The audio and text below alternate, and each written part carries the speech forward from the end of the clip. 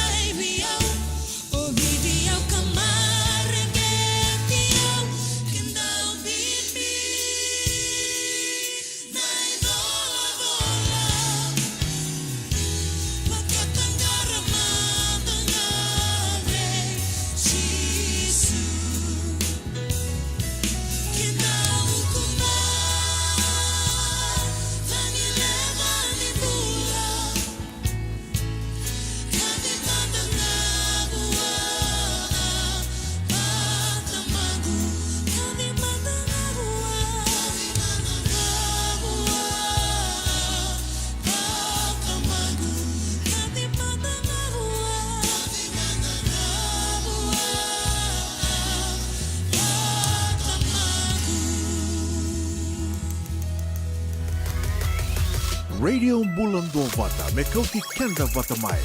Mai San Francisco ki Burubura, Sema Mai Ngai Waseayani.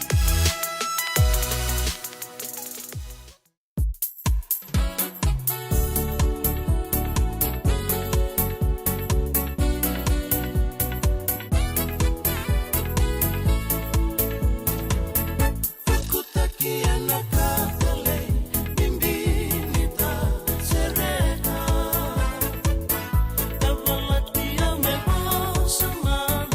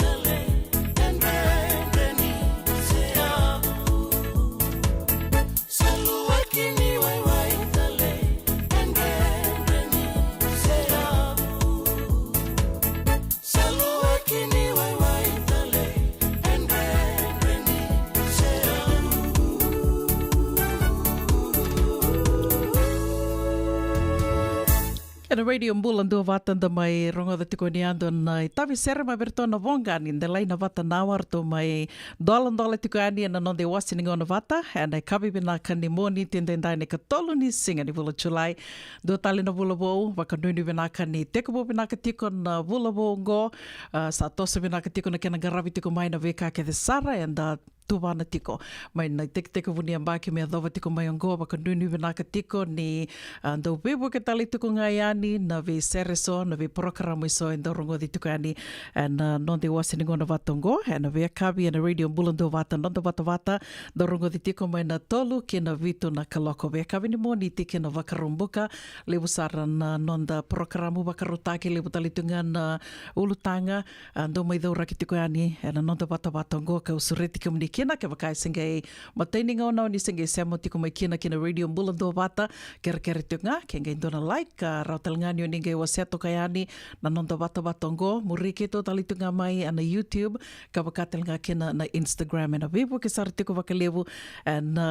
kena ndonga ravi tiko na nondo vata na radio mbulando vata na muni to kaningo na vuni nda kua o kenda waki komunika o sore tika muni menda veto mani tiko yani and na nonde wasiningo na vata and a kavini koa and a vuko ni ulutanga Rotaki, yani beroya, dana rongoda manda na rongo kanda waka vina benaka tiko kina verto na waka lesi mai na lolo mai nonda vanua na nonreto loma soli karao ni dando mai sema tiko kina da mai waka muria talitunga na rongo mai na nonda vanua go na rongo and do rongo di tiko na mbongi na noa ngerao ni do mai rongo di tiko yani na nonda vata na radio mbulando vata na singa katarava kanda waka vina benaka tiko kina verto na kina waka lesi ia keravi waso titungana non de rongo e na mataka ni kua sena kavi ni kua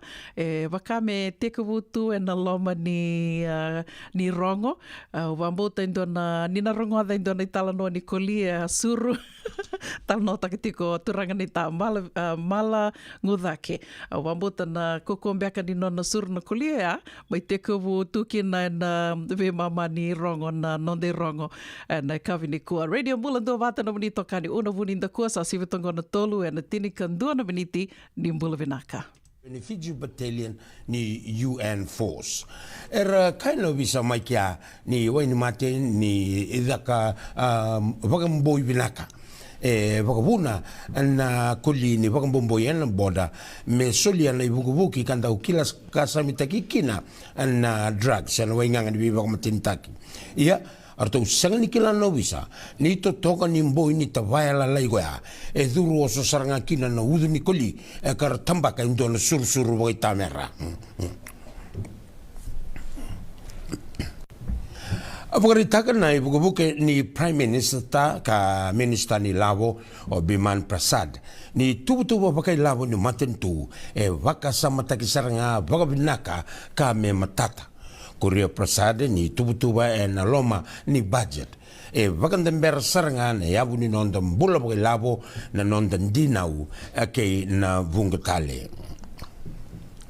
Sambita kindo na tangane ang rewa ni taxi yang baki 5 bulgarua ay rito na tambana ni CID ni mbuto ko da Sivia ni wasang bulga ba na $1 kano visa ni ngona daga tiko kina na tangane ngo baka information technology manager na maliwa ni bulga ko sita kay na December ni $1 tingono mbuto ko da kina Sivia ni wasang bulga ba na $1 mai na kambani kalaki baka ruma na kaunde nimbange nei wotina sa mbetaki na tanganungo ndu na dala ni butako ka sa rai kina matavila wai mai lutoka ni kuwa na tubu baka lavo ni matentu ndu na tubu baka lavo ndondo kanganga Ongori na nona raina director ni Fiji Council of Social Services ovani data na singa ena nona tarongi se daba na nona numa ena tubutuba tu ena lomani budget esa baka binibina kataka o data na singa na matentu ni sang nindua na vet wakatang mgari ena rosang bulgarua na yaya endan daungan reba baka wasuma Korea data ni singa ni matentu en numa tiko nga na beka en tangan reba bakang bimbi na leni bunua kan dininga ni sandua na bunua rekan kita sama itoka kina na nonda nambula bagai labo ni nonda bunua Wakandi takamai na nonda matentu toko bata ni sa wakadanga utiko na peivanga ngaya na vukunindo ni vola kala sika takamai kasa waseitu ana social media na Facebook kadiwa ki tiko kina na kadiwa tiko kina na nonda mativalu mesa taura lesu na veliutaki ni nonda matentu na tukutuku sa la sikongo ka tambaki na madho sa woti kasa kainaki ni tiko ni roto tiko mai na ndaku ni wola ka 5 na ken roni babongo na isongo ni Fiji First Party kana lili ni Fiji First Party o ni seri ratu ni sa raido woti ni wola ya sangan ndo batkina ka rombokan ni roto na sangan ni toro bangmamanda na wolongo na matambose ni Constitutional Officers Commission esa vakauta woti na nono to vakatutu ki wana na turanga presidente ni nono bunua Ratu William Katenuvere ene dan roto na levo ni matambose ni Electoral Commission vakante takamai na turanga Prime Minister Sitiveni Rambuka ka ni sana andambe na matambose ni COC and Madam Mayengo vakante takatalanga Rambuka ni ndingitaki ni leo ni matambose ni Electoral Commission non itabi ndondonga na turanga presidente sa vakadanga utikonga na vengravi ni volvola ni tertiary education and loan schemes sinda ukilai and tells and ken sambo ko de matintu nandino ke de ni tells ono nan rau 5 na milioni na dola akaina bunelewani tells Dr. Hasmukh Lal ni setiko nga tin ka dio nung dolo na ngoni buli merto ngaraba en ambaki bagai labongo en ngomnongo no matentu sa vagaruta kan scholarship en rukuni programu en Fijian scholarship scheme ya ko ira ngoni buli ka tiko mai balangi era na tomana tiko nga na nonra sosomi en loan ni tells endona kawaile usa labeta de mai na ministry ni bula ongo na non rotu sa dingoma endua na leni bunua ni sa mai lenga kay na tulusang ubul kondo tale na kisi ni leptospirosis mai kandabu akaya na ministry ni ongo mai na January nga kina tune ni ongo na lomning ongo vitsang ubul ka rua na kisi kil kasamitaki wasang ubul ka diwa ay rasa duru balimbula kena tinggali mana kisim bimbi ka rasaba ka usar mai kena balimbula lewe suba akana luliu ni tampanan nimbula na tokalau na Divisional Medical Officer Eastern Dr. Saravania Dasi ni rato sa kawai en buku ni kisin leptospirosis mai kandabu karto sa kerker kebe irle ni bunua merangangarauni kamera tango makira men leptospirosis kamera reirai wakatu tolsara kina valini wai volia ka kebka wakila endua na kena wakata kilkila wakandi takamai na ministry ni rato sa tigoyani na rato wakalislesi en ruona madao sa woti merto laki bebuke en kena sa tumbutinga na kisi ni leptospirosis na ibakata kilkila ni leptospirosis erawa ni ndu ibekanda na tumbu ni kata na mosi ni wulu na momosi ni yango na liliwa na lulua kei na dhoka sambule bina katalmai kinengito na matambose ni Fiji and National Sports Commission tokon saranga bagoti na itutu bagai labu ni matentu ni ronondolu rosong kotolu ronondolu rosong bulgaba ka sawasikina ndo nai woto binaka ki ken laveti na veivo no ningito en non de benua sabotai tolu 1.5 milioni dola en ken bogavari na daga liu en rara na goven pak maimba ake na va $1 milioni dola me bogavari kina en ken daka bogotu na swimming pool mai lotoka en nono kadi bakatigo ni tu bagai labu ni matentu kakina na ibugubuke ni Prime Minister ka minister ni labo Professor Biman Prasad ni rau na daga levungo mai na rara na Govan Park ka bakakina na swimming pool mai lotoka rau planta ki sartunga bagada ke bakakina na ke ngarabi ongo sa sengatale ninga ida kabarau kina na matentu endona ka ia me sana vakarau takatale na keni lavo me vakataparikina na takatakongo ka sana lebu takisara nei lavo en vakayanga takikina.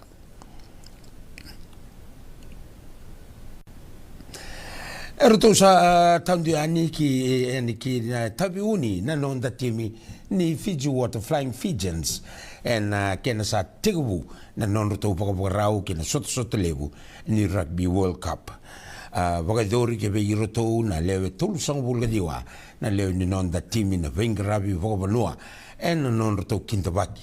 Ero tuwa na tolu ni sala na lewe ni bunua mai tabi uni en vei korokoro en non roto kinda bagi ira ni semberan roto ya yani kina koro turanga welangi na non roto kamba en loma ni singa ungo ono ni singa satungo e kana nda uni be baka tabulidi ni non da timi o Simon Unrewa lui ni sa dua na I tigabu binaka ke be roto ka ni roto sa kalungata en non roto stabir le ni bunuan daw ni be tokoni ka veisa mati binaka ke ira.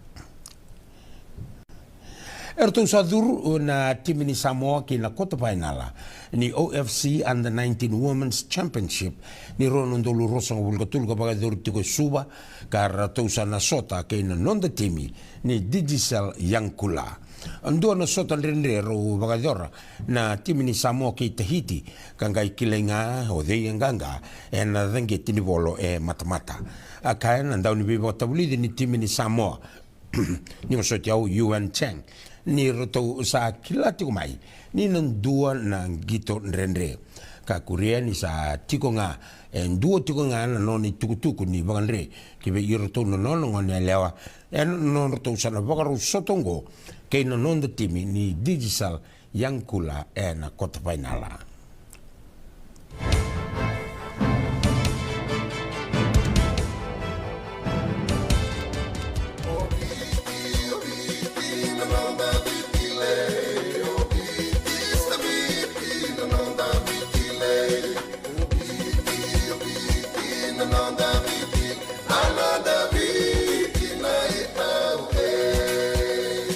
Nonda viti ke ngasini buli paulange reki rongodi ena lima na kaloko ena kabini lotu lebu ve kemudo e Amerika tini karuana kaloko ena singa lebu ni baka romboka ve kemudo mai viti ena radio mbula tua vata San Francisco me kauti kenda vatama.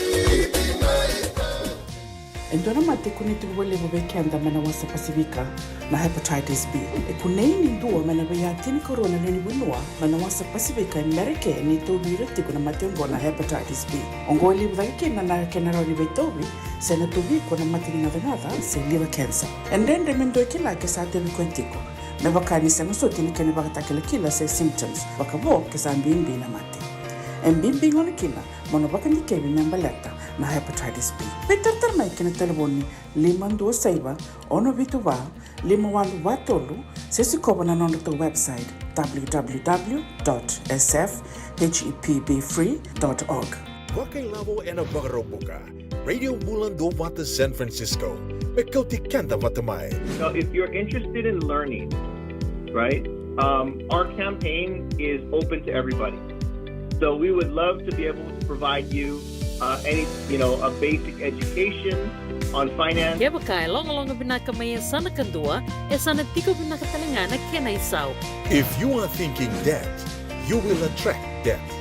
Ena rao walanga ni tos na chana kemu isau me baka na ibakatangan danyande ni nomutungu. Rongoda na imbalan-balan ni Vaka sa mango kena bunga tele na nonda programo boro taki. Ena ono na kaloko na via kami ni boro muka vi kemudo ya Amerika. Doon na kaloko na singile ni boro wai vi kemudo mai viti. Wakailavo ena boro muka. Rongodi kena nanonroy baka sala na kena daw ena vika wakailavo. Radio Bulan do Vata San Francisco. Mekauti Kanda Vatamai. Bulan ni mata vinaka mai ke wakau ni singa isema tiko mai na nonde wasininga ona vata na kabi vinaka ni moni tende ndani ka tolu ni singa ni vulu chulai madhao tiko moni madhao ni waka dhangi na moni madhao ngobe ke to Amerika ni mataka ni kawani chulai ndona tiki ni singa ndo kilele wutu July 4th Independence Day oyana waka na numi tiko ni singa ni mataka levu na bono ni takadaka rasa waka na numa tiko teko butiko mai na waka rombuka waka rowai singa tambu ni kua ngai la ki tini tiko na kena wakana numi tiko na Independence Day na singa ni mataka. Tuko ni tiko na levu ni tamata e rawevu kai aki. E na moni mathango e vida wata na milioni, tiko yani na milioni na wili ni leo ni vanua, e rawe buka aki tiko, rawe tose aki, e na moni mathango e na kena marota ki tiko na singa ka wakana numi tikina, kena tu wakata ki koe Amerika, sena Independence Day, to toka na nraki ke to wakila tiko na vida na singa ngo na kata ni singa, ni kua ngoli tiko mai wakarongoda tiko mai ni tuku ni nraki, ke tono wakila tiko, and yasa Amerika ngo na ando kila ito na uangunu sena King Tide, wakarua and weambaki, koe ana mbongi ni kua and wakila tiko kina, na uangunu, ka wakatelinga kina na full moon, lewu sara na kau wakasama takatiko na vida na vula sawa tiki roa vital no takatiko na full moon ke itupe ka lewu sara na itala noa ni full moon e mai wase tiko ane o koe ana no de wasi ni ngono vata ia wakanui ni venaka tiko se vinga na vanua ni seama tiko me kina e na moni matha e na kawi ni koa au nui taka ni o ni mbulu venaka tiko nui taka talangani na ilutu tiko ni tawi dhavangai ngaravi tiko veli niu se na siwa se dhavangai ngaravi tiko ane kawi ni koa na vi sere keve sara e no wakatangita ki tiko ane no de wasi ni ngono vata ane kawi ni koa so re tika mani talanga o ti tiko na vai na tini na miniti ndo rongo di tiko kina na non da programa ka wakatoka i tiko sera tondo we toko ni tiko kina na Regional Pacific Islander Task Force au so re tika mani nge nana ma ki tiko me kina ka wakatanga kina o tina lima e na tini na miniti ke rona mai vetal no tiko ni kina ke Mrs. Titilia na tini ndo na ulutanga ka o ke lani bunga weekenda and na maru taka wakalebu na sulia talitunga na wakanui nui wakambimbi ke wakaenda sa mai tiko sa anda sanga tiko lebu na ngoni sala me rau kina na pepa mani senga tiko tanre tiko ia lebu na kirona mai bewa si takatiko nia and sibina lima and tini na miniti and kawi ni koa ni ngai sema tiko ngā mai ni wasi tiko yani na nonda wata watongo na radio mbulando wata sa sivatongo na tolu and rua sanga vuluka ono na miniti ndo mandona da sere ka ono via waka mbula tiko kina vi kimdo ke de sara na sema tiko mai na kawi ni koa mbula vinaka tema mbawai waka nui ni vinaka tiko yani mili ni mbula vinaka waka nui ni vinaka tiko yani vi kimdo na weta mani mai Haywood senga tala ni ngola dhaviti kino kelera mbaini valu bula vinaka silika watu wakanui ni vinaka tiko yani vikimdo mai Santa Rosa serua e tambua levu ni bula vinaka va seva dhaudhau vinaka wakalevu na sema tiko mai na kavi ni koa seme sa dhama tuitonga vinaka wakalevu na sema tiko mai bula vinaka talinga mbale wasa idhake maritha korita mana ni bula vinaka ni mua wakanui ni vinaka tiko yani vikimdo na Divine Fijian Caregivers mai Santa Rosa wakanui ni vinaka talinga vikimdo na itoke ni Victoria House wakatanga kina ve Elizabeth Pella bula vinaka tiili bula vinaka Lela Lubu bula vinaka na ita wakatanga kina ve kelera na sovi ke kimdo ke de sar na sema tiko mai San Jose na kavi ni kua wakambula talitunga ni ve Alitia Kelly wakandu ni vinaka tika ni ve kimdo mai lo toka ni taka ni to toka tunan raki na kavi vinaka ni kua wakatanga kina ve Palu Dhava ni bula vinaka na ita bula vinaka Semi Kasaivuna wakandu ni vinaka tika ni ve kimdo mai le buka ngau na kavi ni kua wakatanga kina ve Ana Tuitonga ni bula vinaka Randini o nitaka ni ondo mbula vinaka tiko wakatanga kina ve Marama Tau Aliti Tuin Raki bula vinaka yanu chosate ki savo wakandu ni vinaka tika ni ve kimdo kau nitaka ni rau ni tona me vital no tiko ni dona singango Sang talani gola thavitikino Uncle Ed. Bulavinaka Uncle Ed, thank you for tuning in. Please share our page with Lela. Bulavinaka D Lady D. Sang talangani gola thavitikino Mareda lalanga vesi. Vinaka vakalivu na sema tiko mai na kavini kua Mareda ken nomanindo sema tiko mai vito koni tiko mai au viavi wakana numi talitungani na kavini kua sana madhala tikino dhei nona tiko na kalunga te na vukuni dhovi ka wakarota ki tiko na nonda VCC tiko mai sena neto niroa kere tiko hani mo ni vola tiko mai na dhavana nomani na numa dhavana nomani rai me maleta tiko na radio mbulando vata de tiko mbeka sona kao ni na numa ni rawa ni keto waka vinaka taka men tosa vinaka kina na vingaravi se men taudhoko kina na nomani ndau seama tiko mai na vikawa o ya keto akere tiko hani na lomani vida na madhao sa otingo kasana madhala tiko na nikua se o dhe sa nona tiko na kalunga ta ruan na singaleti community di radio bulan dua bata ke nan dua nan rau nan dola nei lawa ni Amerika se mani esai buru-buru davanga o di se mati kuma kina kongone avikam dona se mati kuma na kavini kua rau ni do se bakai tavi tu nga mai do bola mai na davana no do rai member leta tiko na radio bulan dua bata ke pakamantanga ndo mbali leta tuna ni tu vosa ni tu venga ravi ni vola mai ambalete ana ngoni sale rau ni na vinaka dake kina ke tona waka vinaka takati kina na nonda vata ngona radio bulan dua bata bula vinaka Laisa Ratu, vinaka wakalevu na sema tiko mai na kavini kua, wakatelanga kena ve Eloni Navara, vinaka na sema tiko mai na Sani Burungori, arto sema tiko mai na Seani Primary School Compound. Vinaka wakalevu na sema tiko mai na kavini kua, sa mai sivi tonga na tolu, and rosanga bulaka dio na miniti tomani tiko na nonda wakaronga serenda ronga da manda na itala noa ni Sirasombu mai na imbore. Donandomo koula sa mai beauty kanta na turangongo. Balolo wali tu ni wakanana donandomo na sevadava.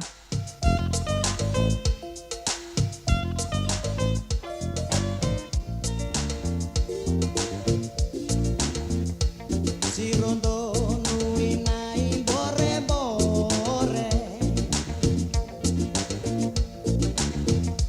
Si romai yo salote, si romai yo salote. Si rondo nui nai bore bore. Nunu bana tombu kara-karawa. Sereana mai bonitawa, nunu bataita mai geniana. Nunu bana tombu kara-karawa. Bong ini kuah, nambong ini kolombeka. Vendan dui kolo kenda, opo embera esengana kena. Bong ini kuah, nambong ini kolombeka.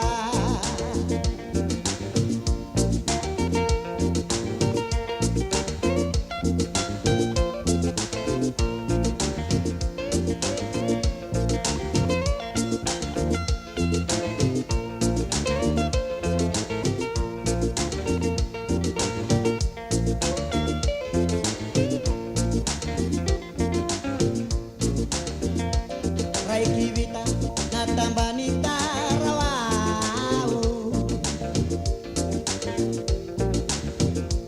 Rai kivita sangai mailau, ienrena sangai mailau. Rai kivita natambani tarawau. Si rondo nui nai bore bore. Si romai o salote, rau sotavata ita mai Simeone. Si rondo nui nai bore bore. Si rondo nui nai bore bore. Si romai o salote, si romai o salote. Si rondo nui nai bore bore.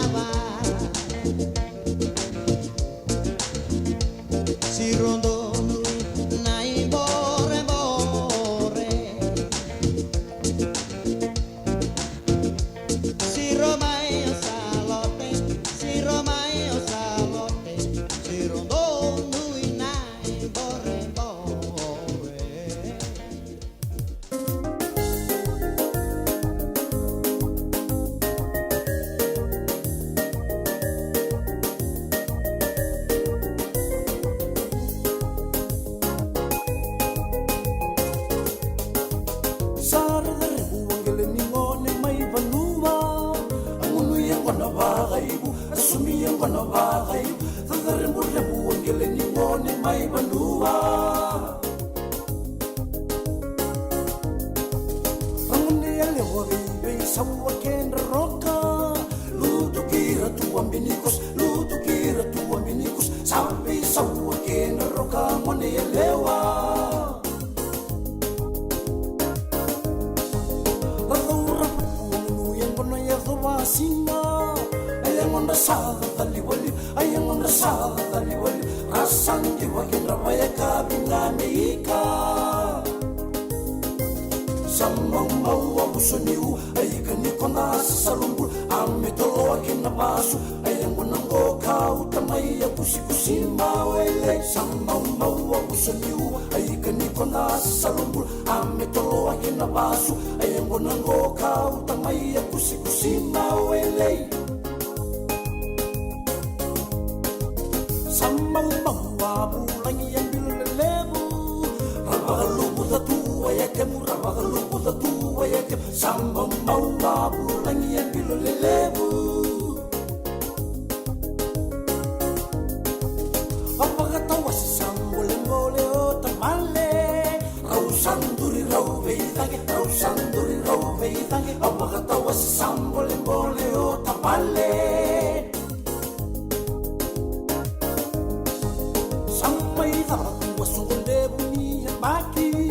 Sabarang oleh orang nanti yang bilulele busina ian sampai tawatu wasungule bunyi yang baki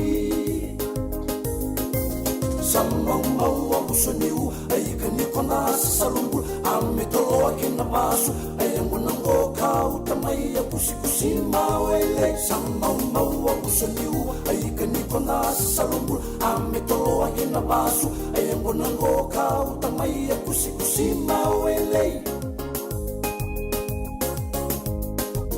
Apakatawa si sambole o tamale Rausanduri rau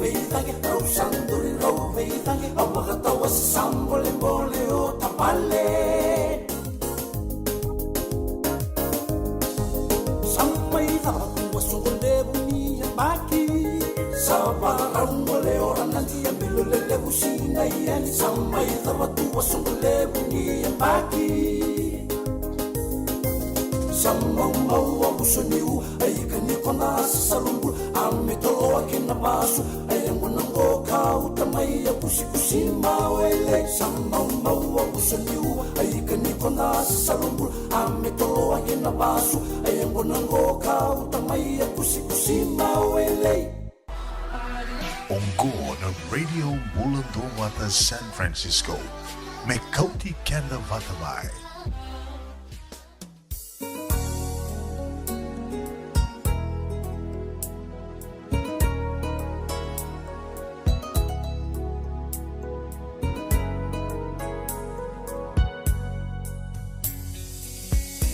Savanongo dalla mobiutiam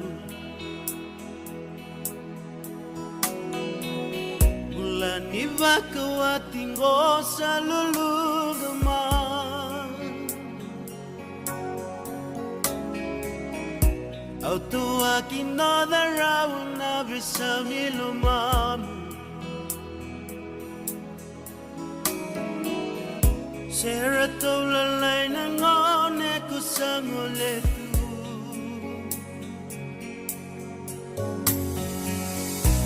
Ananu mangani daru yala mati Bembiani bakawati ngome daru sukota Rekaya nito mama lumunda keleva na waga Yendaru yala medra kida se binaka Namungana sabakana kula Rendende me bolia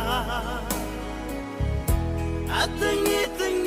na iloka ni matani bonu Wakilani nende itunga na yala Luvendaru era tabutungu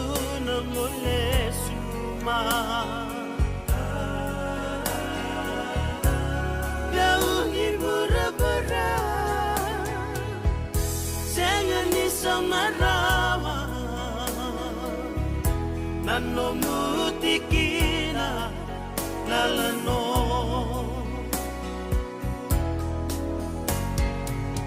Anda baka-baka tataro lo elomang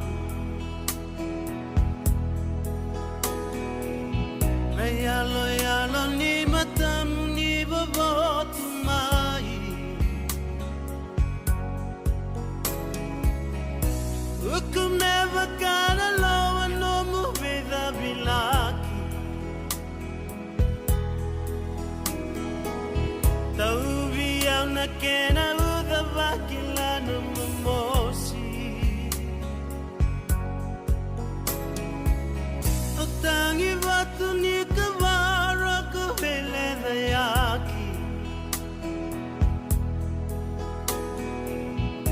Kaliraki mai sangurangu kalomani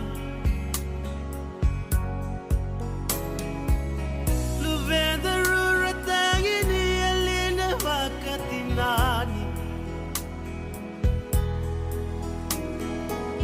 Bura-burani alimane to wakabetamani Tangi tu betamanda melangi para renda lumani Kimali adamona lesun mai vale Dove rain bulatale Katikinam bekane to binaka meke to gusoti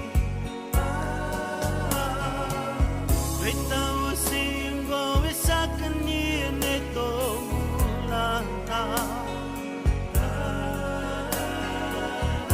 Pamole sunaye vale Meotina rarawambo Venda to velomani ulavo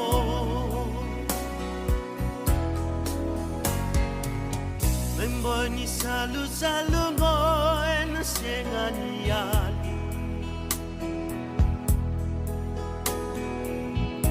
Kosui gundina niko dumai sirengu Aunanda karona voli medo bani woti Yala ngol kumate na kinayoti yoti No mudala kede makilaw sana bosota Niko tangi serarawa monge rai bichi oma Metalo nani nada runga una samaroroya Elongi tamu ni utongu atungana eloma Utangi tu betamanda melangi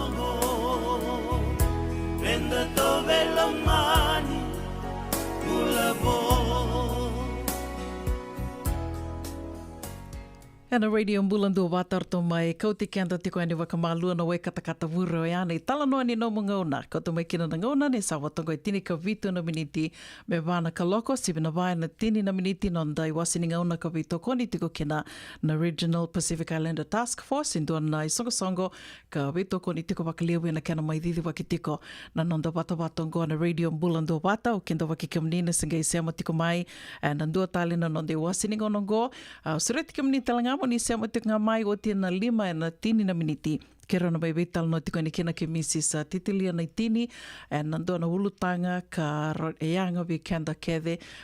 kilani bungo vikenda nda ngole mai nda ngole tu mai na ngole bakangande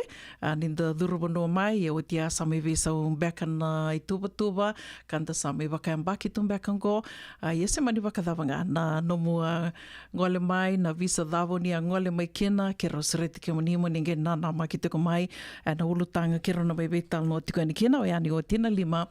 na tini na miniti. Vena numi tali tunga yani, veva kana numi tali tunga yani, na VCCB ka teka wutiko na vida na madha sawati kena idho witiko ya rona singilete ni radio mbulando wata ke nandoa nandrau nandola na ilavu ni Amerika rauni na no mutiko na kavini kua ko ya kero kere community ngayani moni vola mai na dhava na nomuni rai membaleta na radio mbulando wata semani vinaka ngoe ndio na ngoni salero ni kito na kilakina na dhava me kito na waka vinaka taka sena matangali programo waka dhavo ni na vinakata me nando mai dhaura kitiko yani na nonda watongo na radio mbulando wata ya na bibu kitiko kena na nomuni suli tiko mai na nomuni rai nomuni wakarita ka mai na nomuni rai tuko ni ngo baka sama taksara na dua talinga na itukutuku baka murre tiko na nongo laku tiko mai na kavini kua ni Andua na marama ya wakatarungi tiko na dua na station ni Rachel wakatu na wakana BBC wiki anda mai bitin da kila tu na BBC ya na station mai Peratania dorungo ditunga kina na news rusang vulkavana ya ua bitu na singa dua na madhawa koya tiko ya na station yungo waka muri tiko mai nge dona marama koe na nona kambani sarangai nona business koe mendo waka muri me laki waka de uta mai koe na vika ke de sara ndo volaitu member letter na matangali vengaravitu online na websites tando kilatu na website reviews ngai erto baka taruin ko itu ngai tuko tiko ko menta ka ko ni tando baka dalai ni ndarida ni vango na reviews endo mbiutu kamanda na eBay na Amazon so na ka ni volia na Amazon o tia sanda ngai sanga mendarida na reviews e baka davam beka ngai tuko no ko na nona baka tindike na nona yasaranga na nona bisinisi nona kampani na kartundu da kabaya orto sanga indo baka dikiaba baka mataila lai sarurto na matangali reviews en biutu na vanua ngole mai kina gerto ngai tuko tiko ko elevo na reviews en da wili katungo online and the websites and matangali bibuke tu en da biutu mai na internet ni senga nindina ka ko elevo birango na kampani boli takoira baka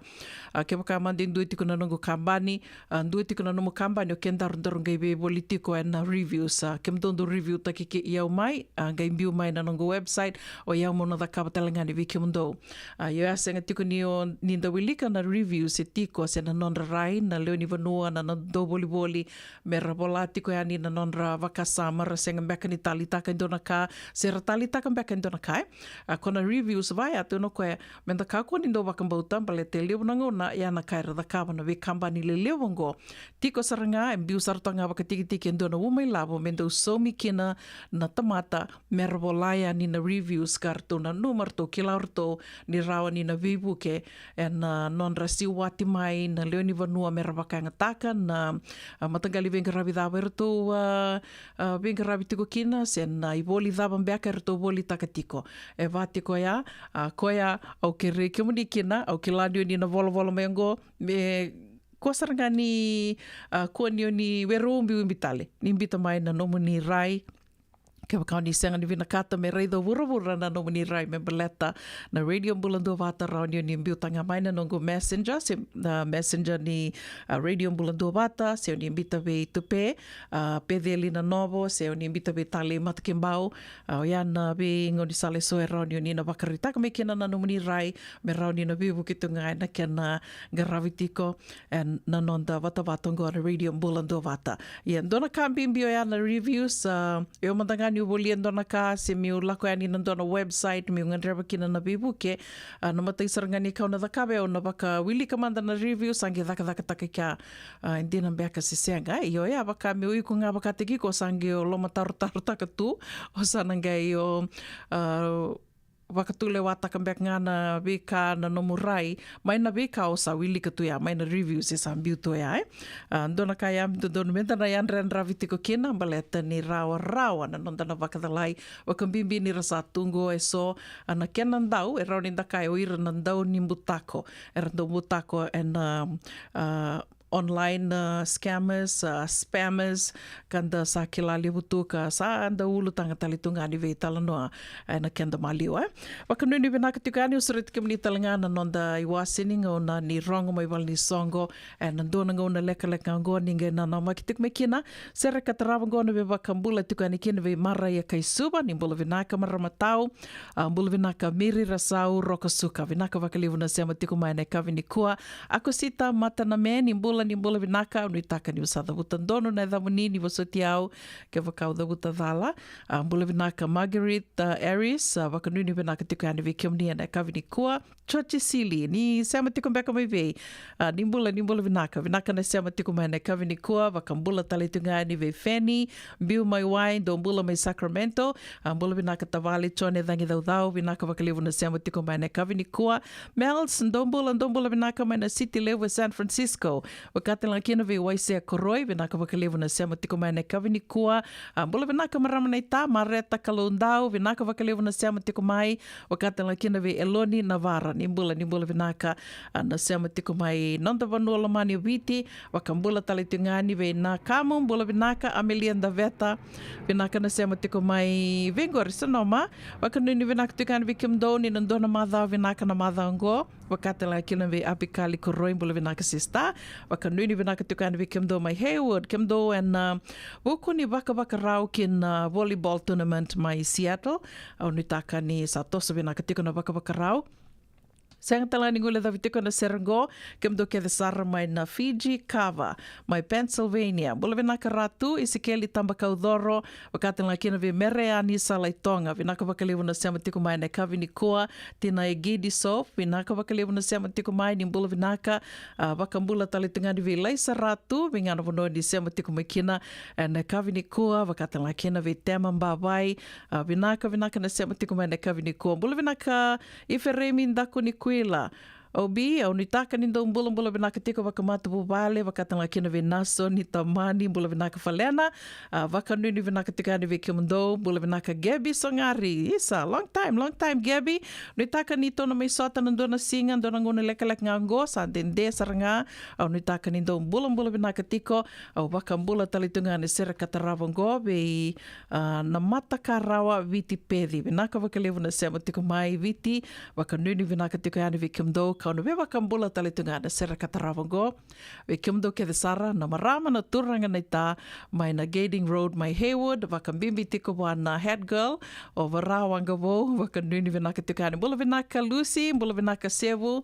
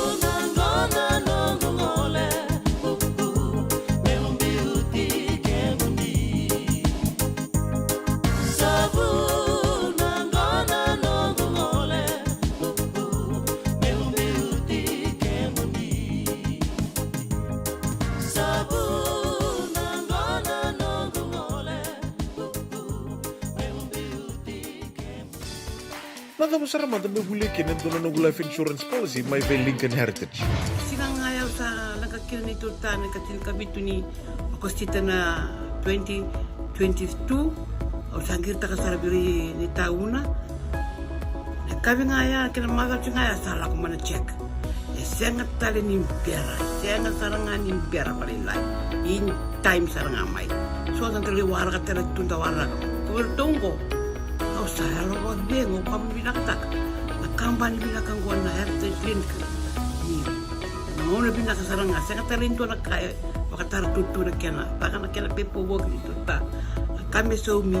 Nakilaw kena timber na tataka. Isang tubi kena ilabul liwaya. Minta samu kina kisi naman ni marong kina ngona mo juri paling bul kakina kar pada kondo na insuang. Baya sarangan na muna. The Lincoln Heritage Life Insurance dodo nga so mo na claim na lo manurusang bul ka banewa. Kaya sa ruwan ang baki o tinapulsing gaya na lenga di ko na beba sa oray. Dawi mati sa siyang raw-raw sar na bakalew fo mo na telefoni. Text mai kina mas saiba walu-walu bandu at tolu-tolu-walu lima na kenay tutuko matalilay. Ngandre bana be buke ene kena semi na libo seneges kita urani buke iko girita mai na empower ena ono rua ono saiba dua liwa ono. Yavalata deo nangai velata ena radio bulan dua vata. Weitalo no te kina na bika membaleta na nondong bula mai wei ira na kena dau mai na tambana ni bula so nasi na puni wai. Promover na bana kaloka na veka vini tu city and a veto kone ni Lincoln Heritage Life Insurance. Na kamba ni Life Insurance kanga niti kanda na kaiwiti Amerika. Radio Bulan do Vata me kauti kanda vata mai San Francisco ki burubura. Sema mai ngai wase yani.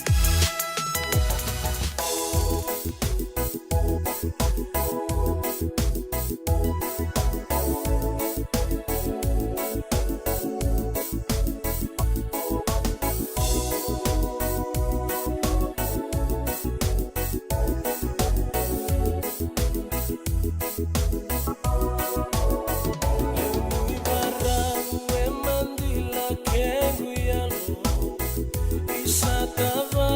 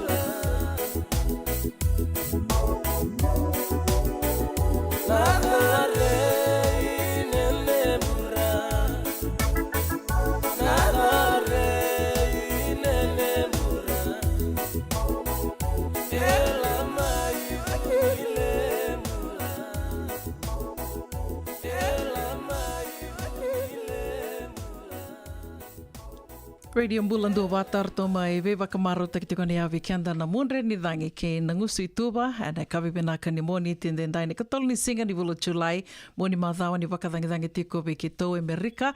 Moni Madhawa Balawa Tiko me Vakani Vakana Numitiko ni Mataka na Ikobani Singa ni Julai na Singa Tuba Kataki Kwa Kino Amerika Sena Independence Day July 4th Liu Talangana Yalo Yalo and Vakasama Senda na Numitiko Nindo Vakarita Kitiko and member letter na Singa Go na July 4th. Yo ani mataka kara maro takatikina na singa ni vakadangidangi sena moni madhambalabu ibunga sarabi kenda. Me waka watu kone tikani nonde wasini ngonongo and the wito kone tiko kina wakaru takatalitunga mai na Regional Pacific Islander Task Force. Ongo na programo Warotaki man Regional Pacific Islander Task Force and a radio mulando te San Francisco me kauti kenta patamai. Na nonda ulutanga tiko ni kua na membaleta tunga na hepatitis B. Na mataining ona erto kere mai kina me mai kadibaki ani sendo mai wasi tiko ani na itukutuku membaleta tiko na hepatitis B. Keto mai waka edora tunga ani kadibaki tunga ani o siang sara tiko ni wakila na kena mbimbi se na kena satarai kenda tiko na matingo na hepatitis B. Na ngona sa mai tiko bu kadibaki ani kina na nonda bata bata ngona radio mbulando bata sarangai giri tiko mai na aitoke tiko ngoe na nonda na bono lebo ngo Amerika nira tawira na hepatitis B so era senga ni kilani tawira tu ia na ngone era sato be matikina sarala kilo raiba kabuni wai sangai kilai ni tawira ndine tiko na hepatitis B e kia au sangai kilakina ni ngo bimbi ndina mendana mai vital no takatiko yani me mai o se tiko yani wakawasoma na nonda bata bata ngo na mati ngo na hepatitis B kai wakando mambula kina ni senga tuna kene wakataki la kila sena symptoms menda kila nindua e satobi koe tiko na hepatitis B wakawasar ke wakai satobi mati sanangai ngole ni balimbula nina laki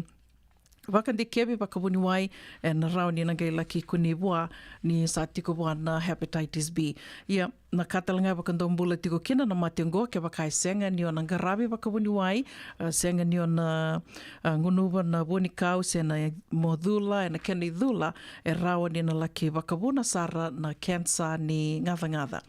tuko ni tiko na liver cancer liver sara na Liva sara santo tukuna tiko mai na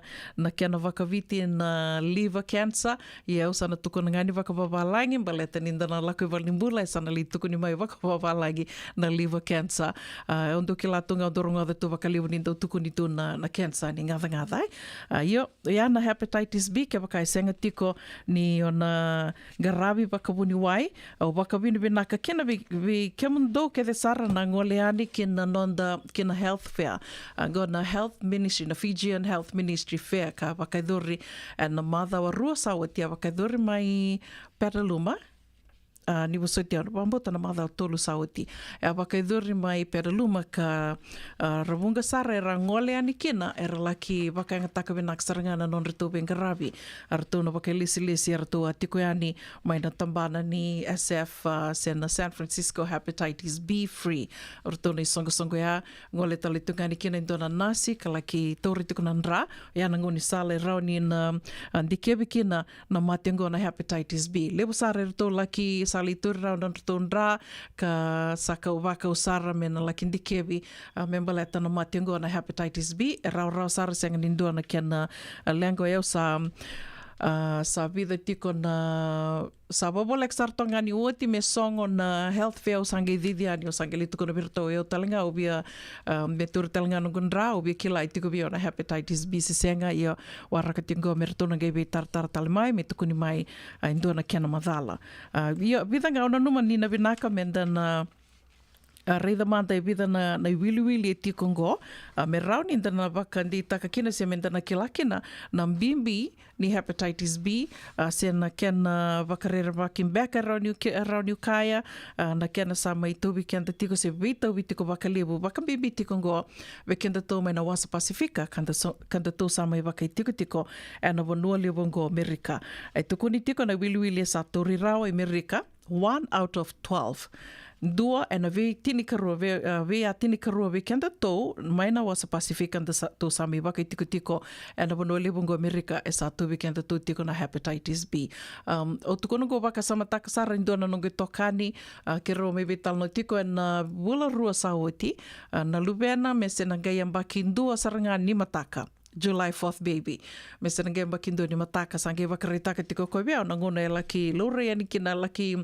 tiko wona nona la sali lorai na ngone sa tiko mbimbi kina sange kune ni tiko wona na Hepatitis B. Iyo koe senga tui ni kila wakandua na Hepatitis B gotal nga indo na ngone sala se na ngone sali rauni na ndewa kina na mationgo mai beitina tina ki wana ngone ngone na ngone wakasudu kina e sana wakandewa atalituk nga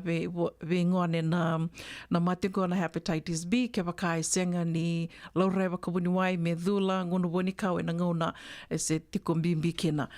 Koea, ia ngai tukuna biona nungui tokani ani o tiasa ngai tori boni kau tiko koea dhula ka ngauna ngeli basudha kina sa ueti wa na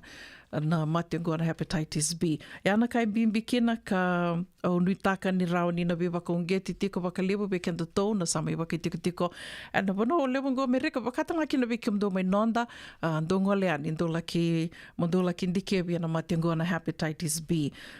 Ke waka ndue sa tobi koe tiko e tuku ni tingo it makes you 100 times more likely to get liver cancer. Ke waka sa tiko be iko na Hepatitis B it makes you 100 times more likely. Asando na wili lewa ken balbale esa na rawa nga ni tobiko na cancer ni liver, ke waka se na liver cancer, ke waka senga ni olorai wakabuni wai. 2/3 of those infected don't know it. Dona wili lewa ya. Rua ne katolu wikenda, katobi kenda tiko na Hepatitis B, and the senga tuni kila ni tobi kenda. Wakambimbi ni na kai wakandoma mbula tiko kinongo, ni senga ni tiko na kenda waka takila menda kila nindue sa tobi koe tiko na matengo na Hepatitis B. New CDC recommendations indicate all adults should be screened at least once in their lifetime. Kera wakambimbi, ke waka sembera ni undi kebi waka wuni wai, me baleta na matungo na hepatitis B, ko tiko yani i walimbula, walni wai, wenga na bonu ondo lore kina waka wuni wai, laka ni seng sartunga ni dona kena lenga, le kireanga kere wuni wai ke waka e rambeka ni undi kebi, me baleta na matungo na hepatitis B. Wakandua mananga, ituko ni go wakandua at least once in your lifetime, malaki undi kebi waka wuni wai, me baleta na matungo. Weekend tau e California, tau sa tiko na non tau Facebook page na SF Hepatitis B Free, ka wakarau takitu, na non talako yani mendalaki laurai kina wakawuni wai, na namba ni taliboni na gaimbiti ko yani na non da wata ngona radio mbulando wata, 5 ngana miniti, na balawuni ngona, e tau ramona laki mena laki tauri na nomunra. Very simple, 5 ngana miniti. Au ia namba labuni ngona na tore tiko na kena laki tauri na nomunra, me laki ndikevi e se tiko beiko na, e sa tiko beiko na hepatitis B se senga. Ia bidha ngana i wili, tiko talengoa mai na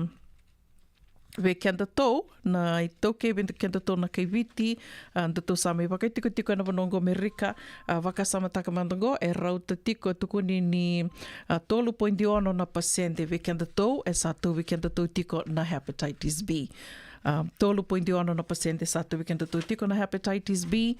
do tale na wili ka waka reida tiko ngo, ni Amerika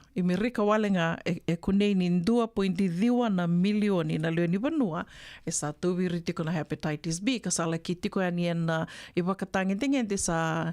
na rawa ni na tuviri na cancer ni liva se na cancer ni ngava senga ni rawa se mani wakadava na woni kau se na idula mena laki idula kina e sa na senga ni rawa ni na it's uncurable at that point koya wakasamataman go tolu na rawa na milioni 300 million are chronically infected with hepatitis B me wakatoto watataki kina tolu sangapulu ka walu na nrau na undolu na leo ni vanua e tauwiri tiko na HIV. Wakasama taka ningo ndona mati ndando mambula taka tu e ndona ngauna na ngona ngoa sa tu na kena boni kau ka raunindu e tubi koe tu na HIV e na rauni na mbula mbalabu tiko paleta na boni kau e sa mai kone karasangu nuba tiko e na ngona ngoa. Ia, ndando na numa tu ke wakaindu e sa tubi koe na HIV, it's a death sentence. Sa kwesarangaya ka leo lebudhake na leo ni vanua e tuwiri tiko na HIV. Ia, na wili ko tuko nenengo ka wase tiko nengo e wakandei takatiko ni lebu dhake na wili ni leo ni vanua e tauwiri tiko na hepatitis B chronically infected. Kena balimbale asa senga ni rawa ni na wakambula i talimekina me rongono wadi kau se dhula me na kautani na matiangoa se me na wakarusa i tani vira na matiangoa chronically infected. Tolu na rau na milioni e sa tauwiri tiko na hepatitis B me wakatoto watataki ke na tolu sangapulu ka walu na rau na undolu na leo ni tamata ka tauwiri tiko leo ni vanua ni wasotiao leo ni vanua ka tauwiri tiko na HIV. Ya ando na wili lewa ke wakamenda na wakasamataka 1 in 12 ndua e na vea tinika rua na leo ni vanua mai na wasa Pasifika kada sami waka tiko Amerika e sa tauwi kenda tiko na hepatitis B. Hepatitis B is known as a silent killer, with few to no symptoms until it is too late. Koe awa waseti kone a, ke wakai tōna senga ni la koe ani me tō la kindi ke wikina, tōna senga ni ki la ni tō wikenda tō tiko, ia ke la ndo waka samataka sona ngauna, ga indo dage rongoada indu e sa tobi mate bimbi, tobi koe na dhawa, tobi koe na cancer ni dhawa, cancer ni ngada. Isa, ele cancer tu wadhawa na, tobi koe tu wadhawa na cancer ngoro, koe ndu senga ni wakatabako, da ke la tu indu e senga ni wakatabako, se koe ndu ngaro na benak sartunga koe na nona kana, e senga ni libu dha, ia dage rongoada ni sa tobi koe tu na cancer, se sa tobi mate bimbi, ia baletongo nea na matangali mate wango e sona na wakana hepatitis B senga tu na kene wakata kila and na senga ni kila ni sa towi kanda tiko na mate wango na hepatitis B.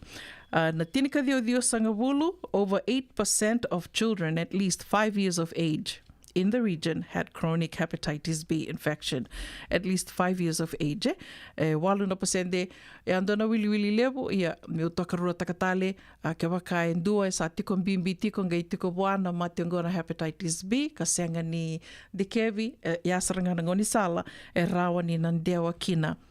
vera na ngone laki sudhu kina sana tubira tali toka na hepatitis B. Au ni taka ni samai be bakarara mataki toka bakalilai vida na kaua se tiko hani membaleta na mationgona hepatitis B na nonreto i bakasalanga mai na CDC be kenda ya ndua na leoni vanua wakandua mandanga mongwaleani valimbula be buni wai na vanua nindo lore kina bakabuni wai laki kirito me nindi kebi na membaleta na mationgona turna no menra monindi kevi membaleta tiko na mationgona hepatitis B 5 walenga na miniti na balabu ni ngauna na tora me na laki turna no menindra artusa ngele ke bakandikeva ke bakai tiko bikimni na hepatitis B se senga o se tiko ngongo baleta ni vida ke mamisame vital no tiko na ngona same tiko o se tiko ni kina na ulutanga ngona hepatitis B saranga ingirmai rovola mai rasangi tiko na mai sauna o ia utobia na hepatitis B o ia io binaka ni o tia usalako salidula tiko se usa toriboni kautiko dua ia o kelando na turanga sa ambito talitinga ko na Facebook tiko mai Sacramento livutunga na no sosa bakadakadaka wa nanu matiko ka wa bakanuni tiko me kiro mai vital no ayani na nonda o programa na singa ni kombaleta me rauni na wasi asarnga yani ni o koe na kai laka duruma ningela ki dikebi bua ni tiko bua na mationgona hepatitis B koe ana kena bimbi ko yamandanga bertonga na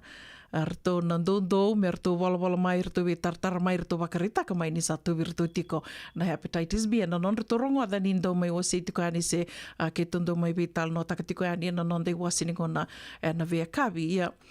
senga ni kilai nei wili we kanda nei toke kanda sa tiko ngo ka sa tiko be kanda se sa tobi kanda tiko na hepatitis B ko ya bimbi kena menda tobe ba kongeti mandanga ba ka matabu bale ba kalioni matabu bale kenda to na songa da banga e to tiko kina tobe ba kongeti mi to ngole ani balimbula to lelo rai senga to ninda kilai ke ba rau ninda na bakambula talindo na nonde tokani se na nonda matabu bale just by sharing information o bambuta ni na vinaka da sara se vadava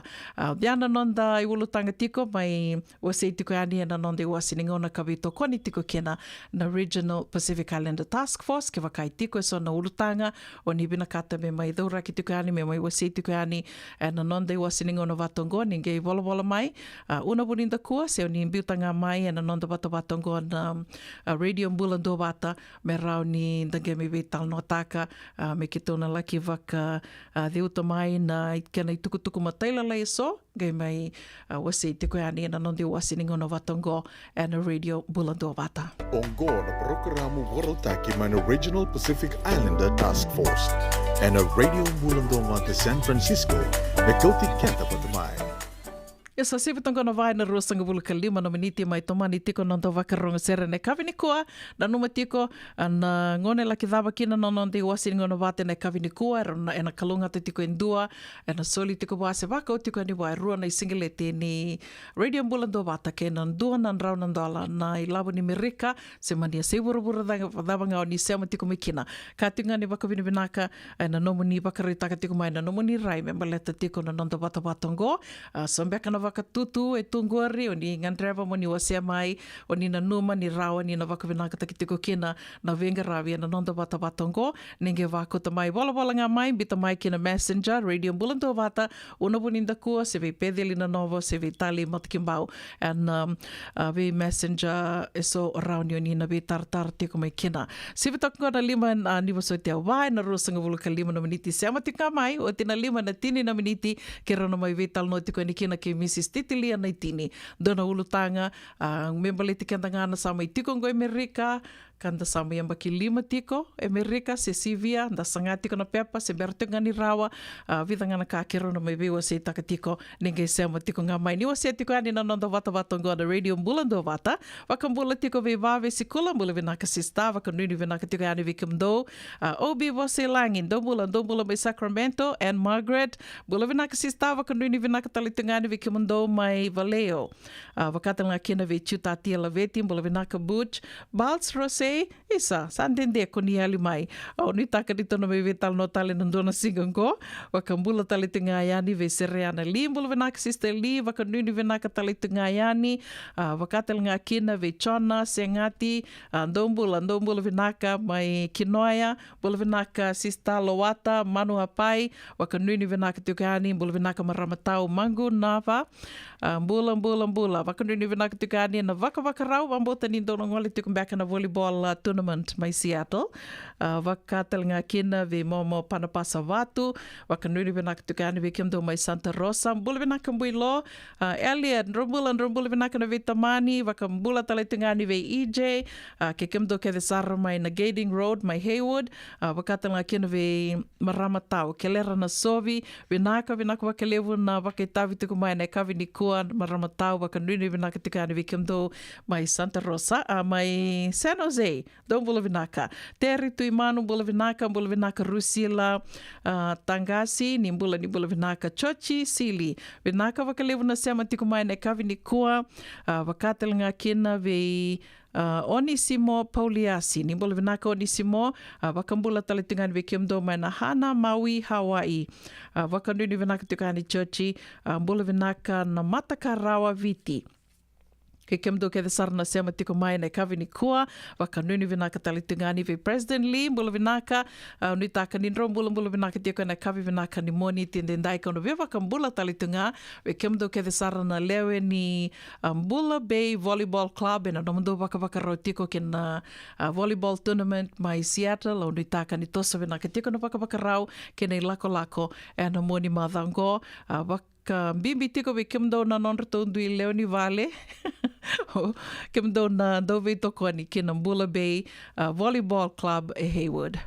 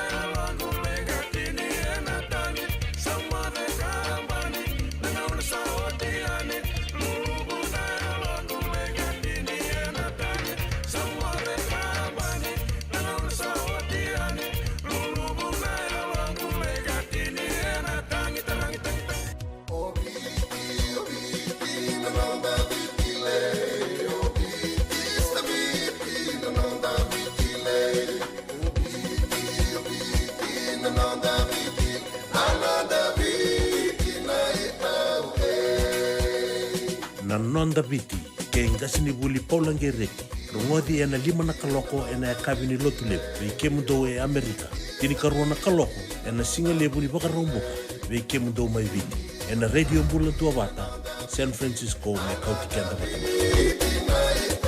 Mbega ni pais teki tigo na nomulore na buku ni smoke check kita urau ni buku iko. Girita mai ni tu team ni Empower Team and Southern California Pacific Islander Community Response Team mokuneki na nabibu kabagai labo kaseng ni saumi. Giri mai ena onurua ono saiba dua liwa ono. Ito binunggu tati kuna hepatitis B. Ya sangat tuni bakilau ko ento naka. May adabo ni gila ito na hepatitis B test na madhaw sao. Asama ni lidula ni tataro ni hepatitis B. Karato sana tango makikina na nito matubabali mana matire bakyo. Sa kambi bikina maniling dikiabi kator na hepatitis B test. Litartar mai kina telefoni 527 ono bituba 5883 sa sikomana www.sfhepbfree.org na kenay tukutuk matalilay. Radio Bulando Vata Mekauti Kenda Vata Mai San Francisco ki Burubura Sema Mai Ngai Waseayani.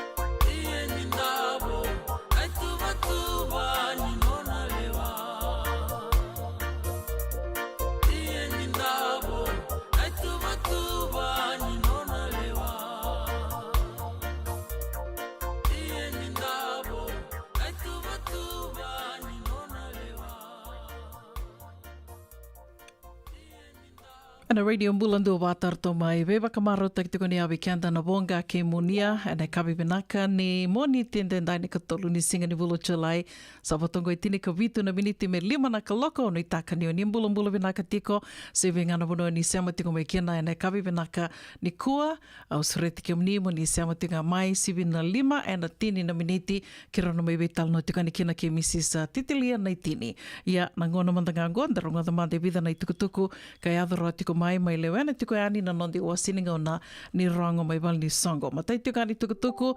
be sureti raramba tiko be sureti raramba and singa wakaroa isarango ngo be kimdo e Santa Rosa kena be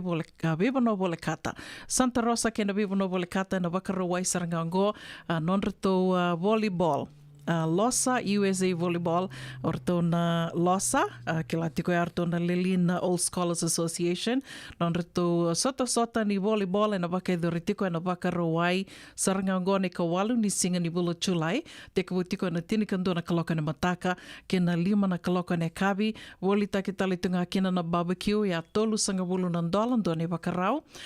mateni na lamb chops ruan tiki ni toa na sausage, potato salad, coleslaw na tapioca, ke na vida toka na buoni kau, ke na ndua na tawaiwai, se tawaiwai ni moli mbeka, wala itoka mengo one drink. Senga ni kila na ngunu dhaboya, ya totoka tiko na wakarau ni ndua ni wakarau ya tolu sanga bulu na dola. Wakaidhuri tiko na Galvin Community Park, mai Santa Rosa, o ya na tolu saiva Iulupa Avenue, Santa Rosa. Bituka ani na kena tikindua, na nonda wata ngo na radio mbulando wata. Tukutuku kataraba, Tukutuku kataraba visureti raramba tale tiko nga ngo sambadi sa andra kitu ni songo ngo visureti raramba tiko ken Tropical Summer Grammar Dance. Tropical Summer Grammar Dance non retonda nisi tiko na vulioti na Silver Grammar School wakaidhuri tiko na Trade Winds o kila ni sana kila vina katiko na vonongo na Trade Winds o sandoronga datunga sembera tiko ni mbutuka yer to visureti tiko na vulioti songo di vulioti na grammar dala ki sote yani ke na non reto dua tiko na ndani siongo dua na sasanga ni komuni lava wakai dura tiko na Trade Winds ya na walu rua dua saiva Old Redwood Highway 8210 Old Redwood Highway Kotati vola katonga Santa Rosa ya bikiamni na senga tiko ni matata bikiamni wakai dura tiko na wakarawai ne katini kalima ni singa ni bulu chulai rua sanga bulu kalima na $1 na iduruduru Rosang bulu kalima na $1 na iduruduru rato bakarita katiko maini na bolita ki talituk nga na kakana kay na yangona. Food and yangona will be sold at the venue. Koya na non rato bisureti tiko na bulioti and na Silver Grammar School. Tukutuku nga katarava membaleta tiko ngo indua talinga na wambutan do talinga na Danisi Santa Rosa Netball Club non reto Danisi na songo ni netball mai Santa Rosa na Island Night Party bakaiduri tiko en wambutan go na Trade Winds talinga iongo en wakarawai ni karusanga bulka dio ni singa ni vulo chulai wakarawai ni karusanga bulka dio ni singa ni vulo chulai wala ito ngango mai lami Santo tali tengah na lami Amerika vikimni na sema tiko mai na vese urur tali so do tali tengah na Trade Winds lami veke tongo e California go na 8210 Old Redwood Highway Kotati door opens at 4 p.m. Wana kaloko sana tiko $1 tukina na katumba na idurduru rua sanga bulu walinganan $1. Rua sanga bulu walinganan $1 na idurduru Santa Rosa Netball Club non reto sasanga ni komuni laboya Island Night na bakaiduri tiko na bongi ni bakaruai ni rua sanga bulu kadhiwa ni singa ni bula sarangangona bulu chulai. Tukutuku kataraban dua tingana itu na sasanga ni Kanibe Buke, sasanga tiko na Kanibe Buke, membaleta tiko na Walimbula Lebu mai Suba, CWM Hospital, and non-reto sasanga tiko na First United Methodist Church of Santa Rosa, and non-reto sasanga ngo, reto dingoma tiko kina na soli, na vekiamnio ni na viandondo linga tiko yani, and ka kai lavo se tikumbeka sona ia ni kila ni rauni na laki vivu ki tiko and tamba ni venga ravi mai na ni bula liu suba kemni sana kila ke tiko na ia anda sa mi venga ravi tungo verna tambangase da sa kila vina tu na ngada ni venga ravi ke sara e tu and pono liu bongo Amerika ka rauni na laki anga talitunga and na non ranka ravi tiko na nonda mai na nonda pono lo mani viti na ni bula liu suba kani tuku matela lai rauni ni nge vitar tar tiko ani kina taliboni vitu saiba vitu ruandua vitu 25 vawalu e ana vitu saiba vitu ruandua vitu 25 vawalu se vitu saiba vitu saiba tolu saiba tolu. Tiko talangana QR code na game biu talitunga yani ana nonda wata ngona Radio Mbulando wata Facebook page kau kilani ni sana kila tiko na ilako ni QR code scan ta ki sana gaira ni oni reda kina na tuku matela lai membeleta na sasanga ni kandibebu kiongo kau waka nui ni tiko ni nandona singa ke tona mai betal noa e ani ke nando vertona waka lesi mai na bal ni loto mai Santa Rosa kartonga raba tiko na sasanga ni kanibebu kiongo. Ya, o te otinga ni tukutuku membaleta tukana singa ke te levu, tai levu dei waka idhuri tiko mai laie Hawaii, e na waka rawai, wakaidhori tiko na wakarombuka. Wakarombuka ni mataini singa ni volo September e ana wakaidhori tiko kina na mbose kanangai wakaidhori tiko na soli e na wakarowai na karua ni singa. Na soli e na wakaidhori tiko na wakarowai na karua ni singa. Usanga tiko ngoa me una reitha na itukutuko ya ambiu mai viau e na singilevu ni kua. Membaleta tiko ngā na sasangongo se na singa ki te lewu na ke na maro taki tiko na singa ki te lewu. E wātokongo na ke ni lako wakarombuka nei ka mataini singa na mbose se na AGM wakaidhuri tiko na conference room mai Laie and a Laie shopping center. Kamehameha Highway Laie and na tekapu tiko na vitu na kaloko. Vitu na kaloko ne kavi and mbose wakaembaki se na annual general meeting mai Laie Hawaii, na wakarawai nei ka rua ni singa ki te lewu, na wakaidhori tiko mai Kekela Park, se na Koko Lolio. Kekela Park, ia na Kamehameha Highway talenga. O tia, o ia mai na tini na kaloka na mataka ki na wana kaloko e nei kavi. Na ge wakaidhori tiko na banquet, se na danisi wakakavi mai na ono na kaloko e nei kavi ki na tini kando na kaloko e na mbongi ni wakarawai ni karuni singa ni wolo September. Na wakaidhori tiko e na Hilton Hawaiian Village, Waikiki. Singa tambu, gai wakaidhuri tiko na kia na lotu dhoko wata e na rua na kaloko e na singilewu e na Kahuku United Methodist Church, Kamehameha Highway mai Kahuku. Kia nei tukutuku matela lai, na ngai mbituka ane na nonreto namba ni talivoni na leo ni komiti kartonga rawa tiko na waka rau ke na singa ki te lewu. We surete ra ramba tuyani, tukutuku ngai turi rau tiko ni sa wale ilai sara tiko na tikite ni banquet e na mbongi ni waka rawai. Ko ia, se wale tiko ngona ngona, menda na waka rau kina, menda lako yani dala ki sota ke na wano totoka o Hawaii. Mai Laie Hawaii. Sa watongo e thio na miniti me 5 na kaloko and a Radio Mbulando wata ve kinda wakituka hane ve kiamni na senge sema tiko mai and kavi ni kua ni mbula vinaka waka nui ni vinaka tiko hane se venga na vanua o ni sema tiko mai kina and ya kavi vinaka ni kua au nui taka ni rongo vinaka tiko hane na mbio liwa ni Radio Mbulando wata waka mbula tiko hane ve marika toke lang mbula vinaka maa waka nui ni vinaka tiko hane ve kiamdo mai vale levu wakatala kina ve tiko isuva sudi waka nui ni vinaka tiko isuva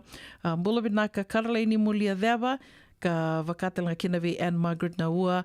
mbula vinaka President Lee, ke vave sikula waka nuni vinaka tikani. Ve kiamni ke sara na sema tiko mai se venga na vanua o ni sema tiko mai kina and kavi ni kua waka nuni vinaka tiko yani o suret kiamni mo ni sema tiko ngā mai ke wakai tiko na i tukutuko ni vinakata mena mai kadhiwa ki tiko yani and nonondai wasininga ona ni rongo mai val ni songo ni ge wakota ngā mai ke na Radio Mbulando Wata Facebook page and Messenger, rātalinga ni wakata mai be una wuninda koa, bedeli na novo se tali matakimbau.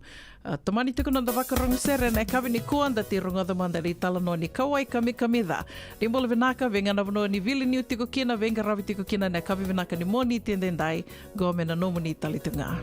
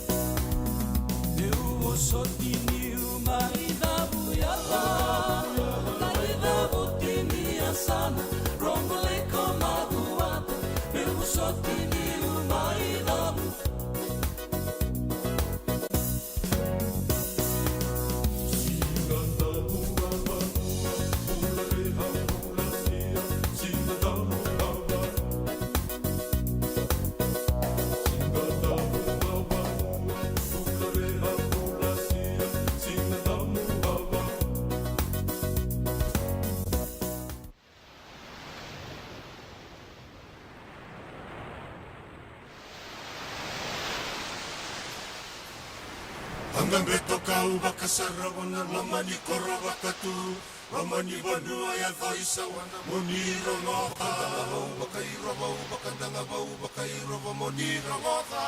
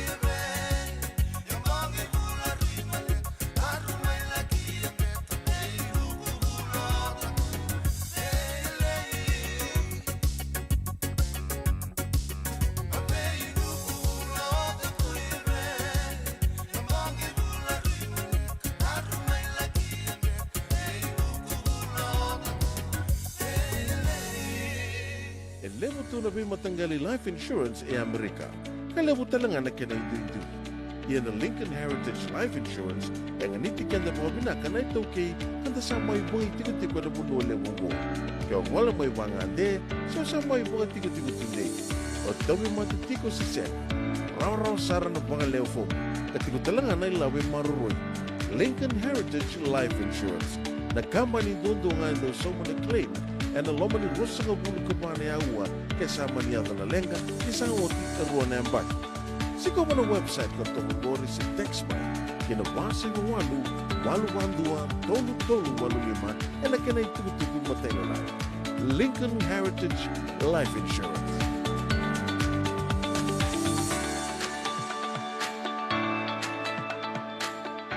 Lavo en a Bagarobuka. Radio Bulan do Vata San Francisco. Mekauti Kanda Vatamai. Now, if you're interested in learning, right, our campaign is open to everybody. So we would love to be able to provide you a basic education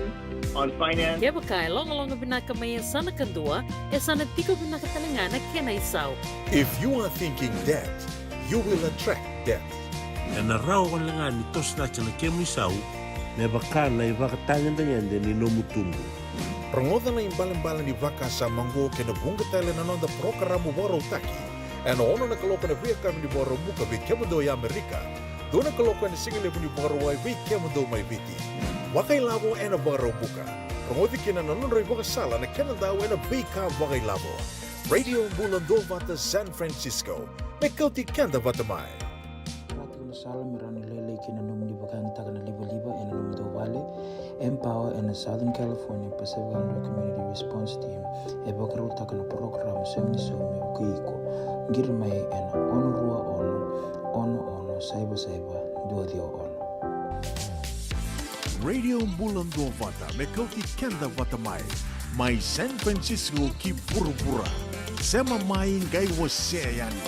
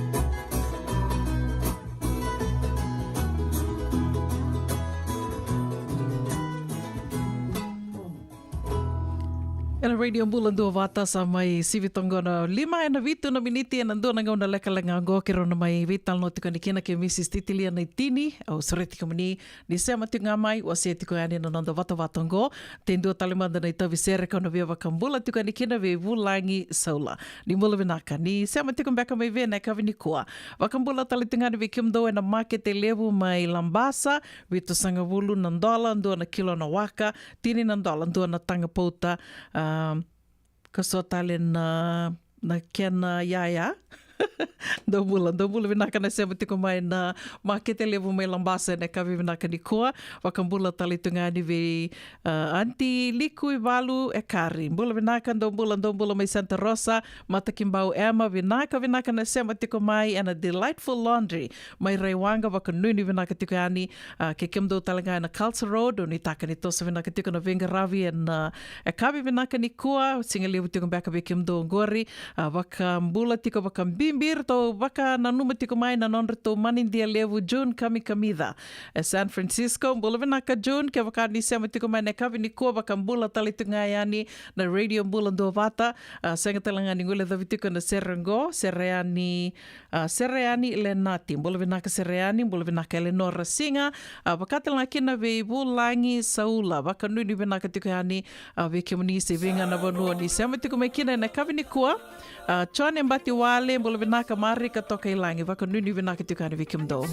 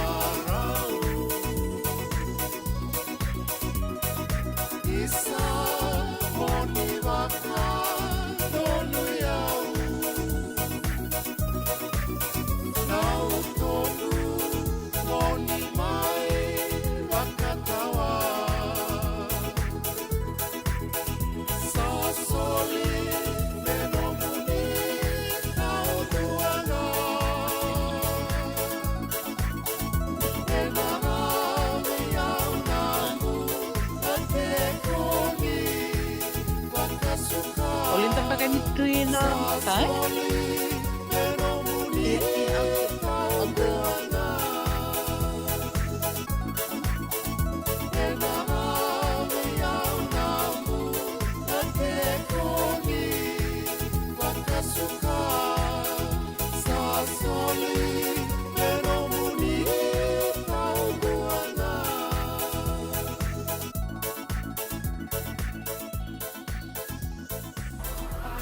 Onggo na Radio Mulanto Wata San Francisco.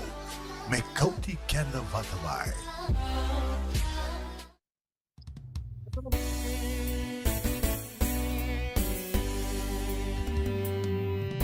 I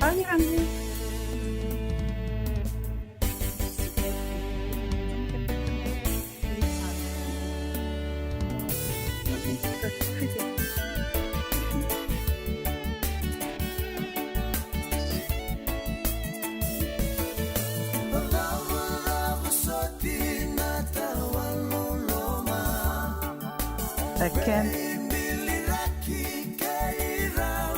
hear you. Okay, my video.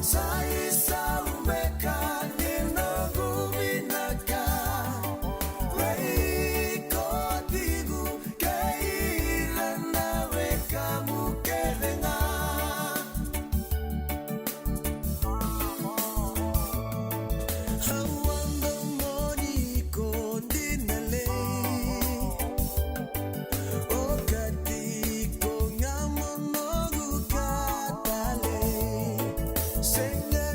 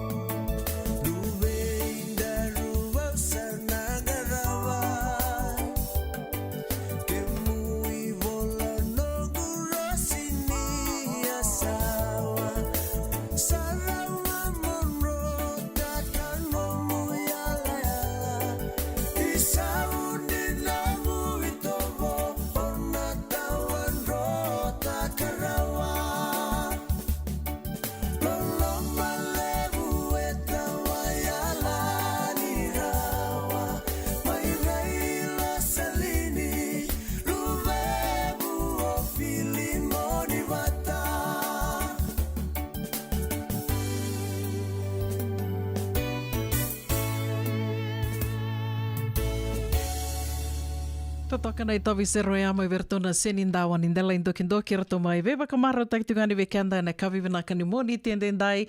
moni madhau tiko ni vakadhangi ve keto Amerika ni mataka July 4th do Dona tiki ni singa kilele vongona July 4th Independence Day. Ia moni madha mbalavu tiki na ngoa ka levu sara senga tiko ni dhaka redhengu tiko na dhaka waka mimi tiko na dhaka waka matani to. Ia me wakawa waka ritaka tiko ani na ndua tiko na nero ulutanga kiro me veital no tiko ni kinongoa ke Mrs. Titilia Naitini o wambota ni Rauni Ukaya ni venga niti saranga na ulutanga ngoa ke na moni madhawa ni wakadhangi and ndono maka tiko ngoa. Se wakadhawa Mrs. Naitini. Pula vinaka una iyo ndono vinaka wakani da nonda stiga tiko ni wading ni mataka na 4th of July vinaka vinaka vike mninga na senga tiko ni sekilai Mrs. Naitini o ni asemberambeka ni ndau rongoda na nero vitala no na kiri koe mena waka madhala taki koe ngai ani waka leka sara waka mbula talangani vike mnina sema tiko mai na kavini kua ke oni senge sema vo mai ke renga mninge ua seto kani na nonda tu vata vinaka Mrs. Naitini. Ia ni mula vinaka na viokani ni sema tiko mai na VSA vura da wanga ni tiko kina wakatala kina ve kemuni o ni tiko voli Amerika o wambula tiko ni go ve kemuni mai na State of California in Marin County na vono waka tiko kina ia monongo o tiko ngo i Santa Rosa do sona lubengor to tiko i Santa Rosa ka kito vital no tal tok ngana vi kami kito no vador ni mataka me wakani singi ni vadangi 4th of July. Ia beke ni na sesianga ni warong mai na rona mata sao ti oyo Titilia Naitini o marami na sangalau mai la kemba mai lau au wasi ngarani mai ngau e ona pe bambula talanga ver na wekangu mai na sesara mai motoriki ya na bondo kito asus mai kino kito bakabitedin baletana tumbi kito na sana vi tinango mai maternal grandmother marami na sesara mai motoriki o koe kito abundana puno kito susu mai kina na kito to toka star se bina kasar na nito vikele batikir na bati kito mai melo mai vite kombe kaya batikena kena karua na bono buli mai kino abuli merot skuna no buli na high school o teu sangue dewa ya ni University of ni Pacifica ole rota mikin no diploma in education o te unga sibuli bagalai lai rongo tiko unga sibuli bagadengo ia kemni na stombek na bata taro tiko meni sa barno tiko oi na maramong unga sibuli e levo na ulutanga au vai tab tiko ni kina mo vitalo ni kina au oti no buli no daka banga sibuli au ngole tale buli au le sumai au mai biu ina vingara vir na maram na National Council of Women ya na non-profits au vai tab tala balai lai mai USP ya na matay nungo daka saranga nungo sambi mbe vangas ni buli elevo na daka kanyi bandike on research and development baleta na marama women in environment o sangay la kumuri de na women insurance issues levo na pepa ngona bakantor na vitano tambeng ni kuuna ya ndo na kaundo wait teke o kina bagalio mai biti nindo na bila la kumai se sona policies kwa na raw ni na lawa ni no dabono kwa na raw ni na levo na kana effects back how does it impact where na marama batikir na ngani wono ya undo wait kina bale ne kemes bite chuka ni bakatutu kombe ngaya una dono ba madalile baleta na nongo ono ayau batike na zaka usangara mai biti ko kilai mai yang tiko bali ono da mai tiko kwenda da samai lo ni wono te Amerika na kauna vinaka sana tuku dinge kana voso asa dina tinga ni mau Koya sa hindi na sarangakan day ka kandondonu na vanundor sa may vital no tiki ng goy. Ya, naparama talaga go esa laki bola ka mambula tu. Vikito may ono levo ono kandavu. Vinaka. Totoka wakoti ia au endi na todo kana kau bakarita ketika ni ani sa tikondonu na maramongo Mrs. Titilia Naitini ne rovital no tikoni koa we mata kirondo vita rongi takadambe akamenonda ulutanga ia otia na nero ulutanga ni koa ngoendo na ulutanga ka kobuta na nonda mbula na itoke na kaiviti kanta samu iwa kai tiko na bono levungo Amerika baleta ni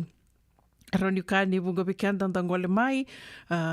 Iti kumbenga ni tuba menda na lista liviti. Ia, nangona da sa iado me kini Amerika, sa mai tos tiko na dakadaka, levu bekianda mai beisau na nonda i tuba. Levu sarto na vuna, endo beisau kina na i tuba, me wakana i tuba, enda ambiuta tau manda mai. Ia, ana vuna kero nanuma ni, andona kabinaka me mai beital no te ki tiko na singa ni kua, endua na lawa, kau marau taka waka levu ni wakarei taka Mrs. Niti, ningo andona kai buta binaka kino koia, na non buturara ni wengarabi, na kena dau wola imbeka na lawa, sena kena kauea ni kaudake ani na wakatutu, me wakana na indona wakatutungo e wakatoka itiko Dignity Act of 2023. We kiom ni na senga tiko ni sekela, dena binaka mo ni nangai waka reida toka ani, go beira kara senga mbeka ni na matata beira, kiro na nume kiro me vital no tungani e na Dignity Act of 2023. Ia, na nongu kilana, kilali lai e toka ngobi au, o na numa ni ngona e senge imbiu toka ani na wakatutungo, e sembera sar ni waka lao taki, ia kena i rei tiko na vital noa e sa lako tiko ngua ni sana rawa ni na laki wakalau taki au kera Mrs. 19 ke raumbe nganyo ni we wakarara mataki mai na kena do bolai mai ndo na wakatutu wango mengai laki a doba sar nangone sa laki mbiu kena me sa rauni ndakaya sa wakalau taki. Naka wali vona ia ke waka ona mona kai mandai mai viti na kena dau me buli lawa, buli dona lawa, irana do buli lawa, irana tiko na palimenti, nagainting teker to tingana matintu bongo, ya non job namba sarangaya, non reitavi sarangao irana leoni palimenti, mera buli lawa. Ia mona koteles talma dwale weekend to mai viti, na tin ka ona mbak south, ono kote tinga na buno ya bate le weekend ngo, enda biu bono mai, ni daseng ni talitaka. Na mateni tu asa mai didi baki kenda ni levo na bibisau ga inda rei na kena buli na lawa erton buli tonga erton rin palimenti ia senga ndo mai mai viti liu mai viti enda klani tiko na parliament house of representatives sanga tiko na senate the senate na upper house na bakame upper house lower house ni sambuli ani ndo na lawa mai verton na leoni palimenti ena kaudake verton senate na kaudake kya yang na check and balances are two o tia ena taka na consultation do bakto kaya na bill do bill ka mento na lawa na bakto kaya chukuna na bill nangone sa rato lako deka na standards terto na lako na rato consultations berto no abo kier na vital no na todo tuk mena we kende keda na stakeholders au kende keda na leoni bonua sa the voters isa matata mai kya na kanda vena kata na leoni bonua so kenda na voters o tia sa na ko dek tal na steneti sa pais maya sanangay tokai me act ya sanangay lawa kwana sana ena me sana implementa ki usatia uno son oswa vite sang sutini matata sanga lenga implementa ki mentangay me sanangay roni be effective for us as citizens of a country yongo toritingo digni act ngo go seritingo be ka sebile yo ko sangay dangana rusawul ka 2023 ngo na bulo Mei yo ia na bulan me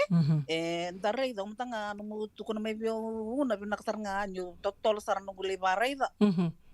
sembera mutanga ni dorbitan lo tongo sa pa sta ko abu mutanga berto no gulay ni matapopale ko kilani na yang bir gori ni bo uli ketumanda ni gori dangay rei da na lawang ko weekend keda na ito kenda tikungay Amerika ke sembera chumbeka ni rauna pepa au kerker mo ni na rauni lako mo Google tak mo ni reda na Dignity Act 2023 mo ni na wakareda na ve section zikya ko ena rauni kovuti ke mo ni ena duinduiti ko na nonda na da kamana iyo na duinduiti ko na dibo no da tokina nonda how we came in na nonda to ni da kazaka pambeka ya una it'll take en arto na rin naman House of Reps wating arto sanangay kuna na consultation hindi da kilati ko kende American go ela kami na state sangay ko na federal bisa na pastek maya sangay act iyo weekend ngo na linivono gongo na sana kami do wang murieti ko baka bimbi weekend ko estemberti ko ni linivono America and baka bimbi nakataka ni dabitan na tango baleta weekend santa may tuwi na katiko ibonongo and the menakata may talangana nonda irno kanda irno dito ke irno toka ni ngonibiti mera rawa talangana nonra green card ike. Kona kaya kla o mutalita kin mendor vital no taka. Yo na bilgo una ki correditi ko e wasi tu elimuto na kena sections Iyo etiko na Border Security for America Act ya in duan section ya na seng ni ko ken tono ni biti ko tiran dola ko mena border sangat tunon ra ndo tuntu bango undocumented Raduru sartu nga may bakiloa ay? Documented kento documented baleta iyo solamente da visa e kilay tuni ko durban mamay o ira talanga na lako may ke kwara lako may nawanga o ira talanga ya eran do wiliti ko ba undocumented ker may som berarti sinti ko bir na visa niti ko ba kay kenda inda ko menong buka ya indo kon yo ir na ranyu wili kana Border Security ken karuan American Dream and Promise da sa kilay lebir na Mrs. Naitini, verdade buka toka pakalilay? Okay, ni rongo dio binakngo? Iya, sange rong binakamengori. Hello? Iya. Okay. Yep. Sedada buka toka nga. Wa madal toka na ke Dream and Promise Kona kelas ini benak na reception ako no tikin nanggo. Iya, gor sange mbubi rong benak toka mengori. Iya, mo na lesubat tale auna, sange matatani go. Iya. Iya. Na Kona Dream Act Iya, kona American Dream and Promise. Sange iti ko na improving season guest work opportunities in the section C. Au baka mo tenen na tala mera baka ride ano da ngoni bitirati ko go Iyo kono section D where na American Agricultural Dominance Act. Tengo class na kento ngoni bito sin lak mena tambani ni agriculture na may senga sotie. Yo kapati kena section E American Prosperity and Competitiveness ya tal nga do na section o baka bote ni naran menda baka ride na ngoni bitie. Ibina pono enda narani to na wironi wili ni kina to sangano to pepai Amerika kombe kaya auna Venaka totoka bakoti au bia ndo ngana ka bia bakarita ngani ke do to kuni tuna full disclosure au bia bakarita ngani ke roseng ni kenandau and kan member letter na immigration sen alawani durbanua go ke romai ve wasi takatungani na bika sa beauty ngo ka anyone can have access to it around ni wilika ni Google nga na Dignity Act of 2023 karao ni nagay baka matata takitukina na bika kidesara may waseti ko ngo Mrs. Naitini tiko ena ndona tikino ni baka ritaka daki maya Mrs. Naitini o baka samataksarna ni roa vital no tiko ke Mr. Poasa koroitamana ena Mother Sauti ni to vital no tiko mani ena nona samira kala ko sartiko na vital no manita dua eta ronga dake mai se paka dhaban beka rawa ni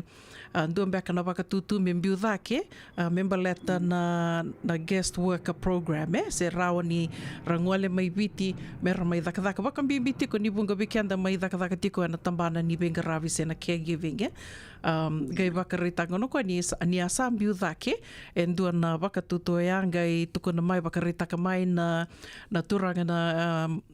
ambassador ka sama i baka dengu tiko ena nona i tutu baka ambassador Mr. Satyendra Prasad ni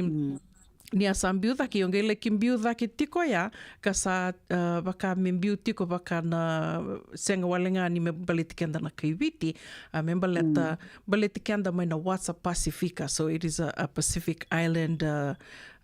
proposal ko mbiu daki ya me rauni na vukea na kena kaudake ko ya sa roni dakai sa toka kianda sa na baka nui tiko ni na sa na roni na baka ndo nui moya na ndo na ngauna ya vital no saka ni vital no tiko na ngonongo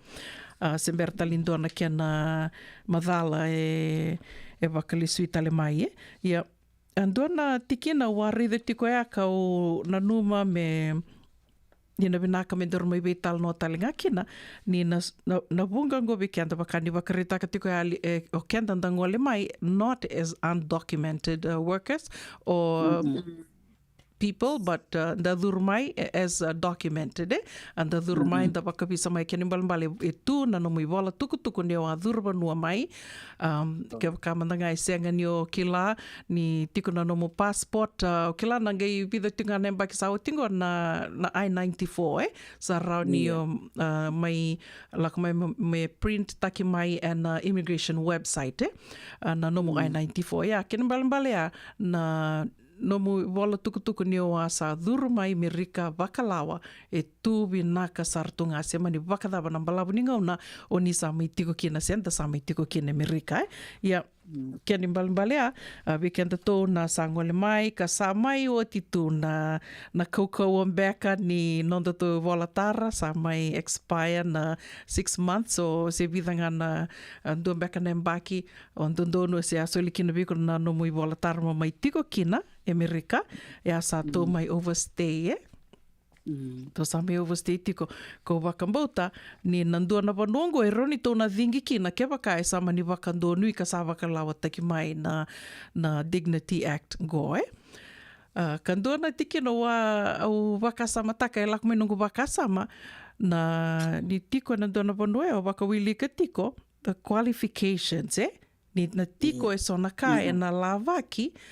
ke baka sa mani bakalau taki mengo sa ngai tiko sona ka menda na ngai tarongi kina ke baka tiko keve se o baka dora keve sa ngai rawa ni kona dambeani na vono ya ke baka senga ia sana senga ngai in dua matangango ke baka ikusa tiko baka tiko Amerika for the past 5 years alima na mbaki raunio ni tomana beka Mrs. Naitini Ia, vena kau na kila au mta upakari da toka so ve rona ne roi tokani ko rasa la ko mai sar mai ambakili mate mantanga ke ka onda re do rasa rongo ilak mengo na nom sadur vono mai o samai sivi anangonoi el tek bi ko tiko kina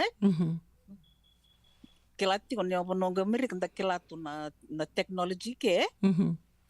era rin tambak ngando na bulu kau kia pop-up dek mena kaki den baliti ko na kemi bola tuku koya erna rida mai nangono iko sa signole stale esta na tuku na sarti ngabir ngono ko bagana no yongo esta na tun sarti ngabir oi na turango sa na maramongo o ko esta bakan tite ko mena tiko recently already tiko ver korang kai durmo mengo oti ono mbek na bula sa gera da kabo non tax ID kono TIN ya andare tiko ya na totok ni bonongo Amerika kala ni sta panga ya sa na rede tiko ngano sa sin lu style sa o tinongo nela tak sana kila o ko ngo sa via mai tiko yo ko ngana kauna via ka weekend na non di tokani ngoni viti no sa vai o daka tiki ko sara bitiko no tax ID no sa daka tiko mes daka sara chiko na taxes na via mbaki file tak chiko na income tax ni sando no tax ID ya ken dotal na kauna kere mo na waste an kila me baka andaru sabi sekta kauna kila ken de kila itu baka matani tu non da durbo no mai ke meda kakutang na nindorer na lako na leitaro baka sala da leitaro baka sala virto na DMV kila na damo da kava siendo no mo tani o lako kina immigration attorney ronyo so mana consultation kan di sau ke so na katuni de caregiving leitaro baka sala tu ask for an hour consultation na damo da kava me baka yao na no durbo no mai ke ko ya sa tu no de tuba me da me da ka me so na mogos ni vale viti sandala mai sandarai na tiko sengai ayo vitalembe kan go orang da ke iki asaranga santa baka tatar saranga ni kina na daba medaka santa taringar to saranga what can I do to be able to be a permanent resident here so erto bita maybe on information na kamo da kap asaranga sandang gende otto ki anu da bata tarotok en nanda sasanga me da tubi na ke baleta ni da sarai na opportunities en na rawata me senga baleti kendaru baletir na luvenda bat keir na da karo murit kamaye yo kaya una kati ngone kina kantor vitan lo to chungore ni itiko na itu en dolab ke to Amerika you have to find it au kila na pepa binaka ngondor sabi tano tokina e no bukeir na we kantor warong tik mai sembera ni green card ke ter sama den toke mera ulika mera sasangata ka mera rawata no non batang ko na pathway ngo tampi sorto ngamen ko na pathway na vi kam ta ka ndo ya na no text mo to pala mo ka no ITIN o mambo te na kambi bindo ndo ai iya mo ka no text na vi ambaki Vinaka, au via kurenga na vika membaleta na teksea ni so era sa tuikia sa sivia tungbeko na lima na mbaki sa lima ono vitu na mbaki na sa maitu Amerika ke baka sembera bakandua ni uni so mi text baleta ni kilatu e so era sa tungo satu sartunga sonongono do taroya ni baka sa tiko no text ID sa so mi text ngendo kani sa mai senga au sini via kaba satu matanga bango o tia unge do loma taru takatal na dhavan beka na inaki nino musatu bango na binaka mona sa sanga takan beka da sing Tony Kilante na gaindo na ngona rao na pepa ia menda na dakava tiko na vika ndo no menda dakava ni ngona gaindo la mai kina na katumbea kenda to sa rao sa ngano da to duriani ndo ya nge kena karotali ndo la kumeno go vakasava Mrs. Neitini ni wakani awaseti kundo na madhoya ni kenda kedango enda tumberi kede mai na loto enda kai ninda tamata loto kede ia sangendo tiko no waka sam ke baka enda kai tiko ninda tamata loto enda sami tiko na dona bono livongo Amerika sa rau tiko kina nambula sa rau ni roto mbula tel nga kina mewiti na dava engi senga kina ni tiko no nda waka sam ni ndono nga menda na so matiko no de waka dava dono dono baka ngai iya lakai kutu bawa sembe goru na binak menda bitan lokina bersama dedetu seng ni ka no text ID sar numero tunga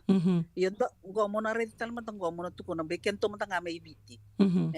alawa mai biti ko samborong do madame sorle tu en ba vitale biti ya manda ya kento matang mai biti do maten tu lelai iya salorengan ni ketika kia sing tu kena boleh tak ko saba ko listal sanga gaura ki saranga ba ko listale pakatan lagi na Australia bat ki New Zealand seng ni rawa ya ni to sarai da ni sandolo tu weekend na pathways Amerika menarau ni ko sa da ko sa so mi Texas tiko na rendinga soli no no pepa ni tiko na ke no pepa rock na sa talmente weli tikin bat ba ka samta ka tinga may no to vanua seng ni ron don tamata le to ni ba Italia lo men no tanye sen sa ba una pa mo nga ya kala ke sabane de ken sa may tu no libungo sol ke to be ken opportunities why not let's exploit and do something about it di na saranga kongonea ni sa may wakai dor tingo na vital noa esa na rawa tiko ni na vida da wakanuni tiko na vida na bulongo wakambimbi tiko ni da sakila ngo sa oti tiko ni ambaki sa dakatali tingo sa tiko butali tingo na kena na bunau se na political campaigns me sa oti kinongo na matai ni term ni Biden na matintungo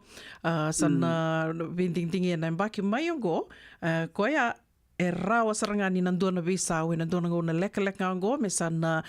vakalau te kina na Dignity Act ka kero mai vital no tiko ni kinango Dignity Act of 2023 ninge reda na Google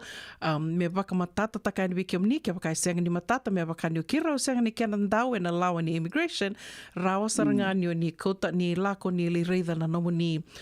immigration attorney ke vaka senga ni ndua tiko na nomu ni immigration lawyer ni katataro e lebungo be kianda sa kilatu ser sa senda sali reida bakandua indua na loya kasa tukun me be kianda sona ka ya dengo no bina katalengo menda na baktatar taleani dalako talemandeani dona ka obia era new kaike ke bakai semberati kon yo se somi text ngo na ken ngo na mosa tekebu somi text rautiko e rau sara obia tukun talenga ke bakau ni sanga ni kila o de mena buke ke muni na buku ni text ID se mena kubu file taki nomni text ni be tartar mai ya na be kai so era ni do be buke tiko kena na radio bula do bata ni bol mai roni kero na buke kimuni na bono meli daka kena na text ID sa te kubu file taki na nomni income tax mai na lima na yang baki sa uti ke ba kai sembera tiko ni file taka bakandua na nomni tax ya don kai roni da te kubu rama ngakina da seng tu ni kila na non de visinga ni mataka da tal beka ni via Mrs. Neitini. Vina kauna au pakambau tini satu tu vina kasarna mendaru wese birna we kandaru me pakati kuni dana maru tak tikni matang na 4th of July kena tu pakai kungana bonongo ken darungan reba talanga merna rawata our people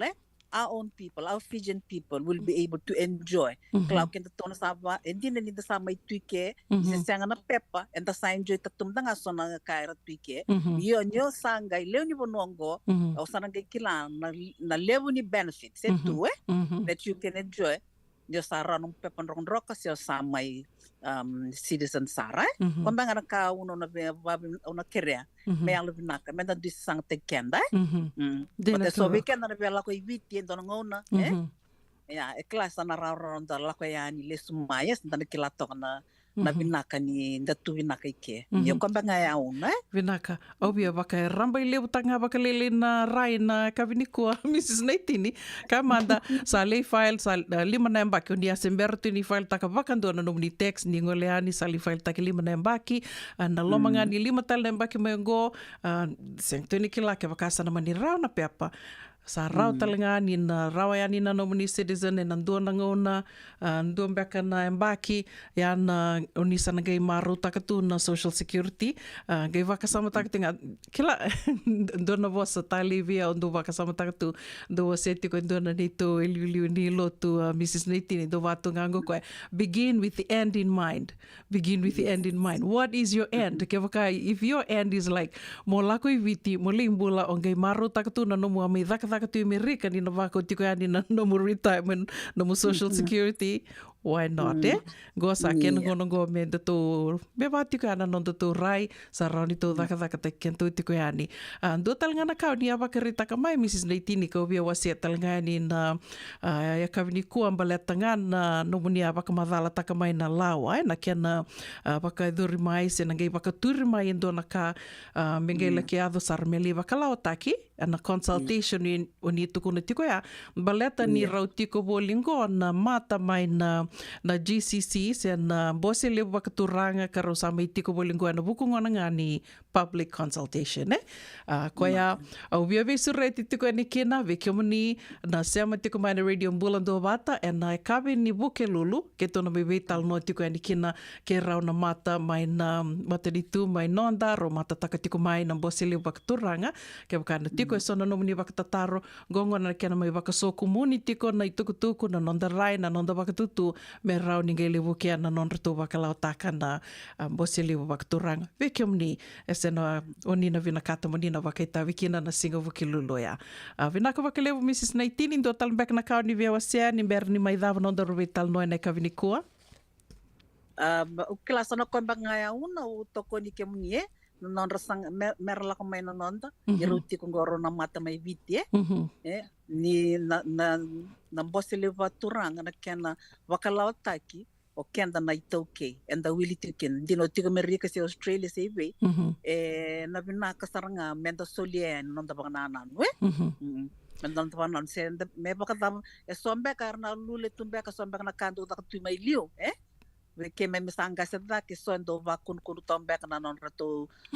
zito marto no basili vaturang yang ngonang ko sarang ngonang ngona binaka menda na le rider to se marto na nangon dor baitab kin se bakalu na radio bolando mata meratu kuna yani na kairangan reva yang balata ko buti kanda na ito ke me viti ya binaka bakalew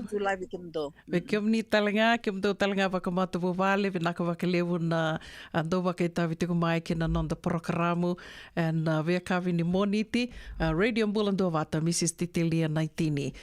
koya kerobe sureti tukani kina na singa bukelulu akabini bukelulu mai na tolu kina vana kaloko ya na ngona ketona bebe tal no tukani kina kerau na turanga ro ngole tiku mai en mai na nonda matanitu and buku ni Great Council of Chiefs and bose libu bakaturanga tolu kina vana kaloko kabini moniti ni bosoti au kabini buke lulungo rona mai bakaita bituka ni kena Mr. Graham Leong ke ratu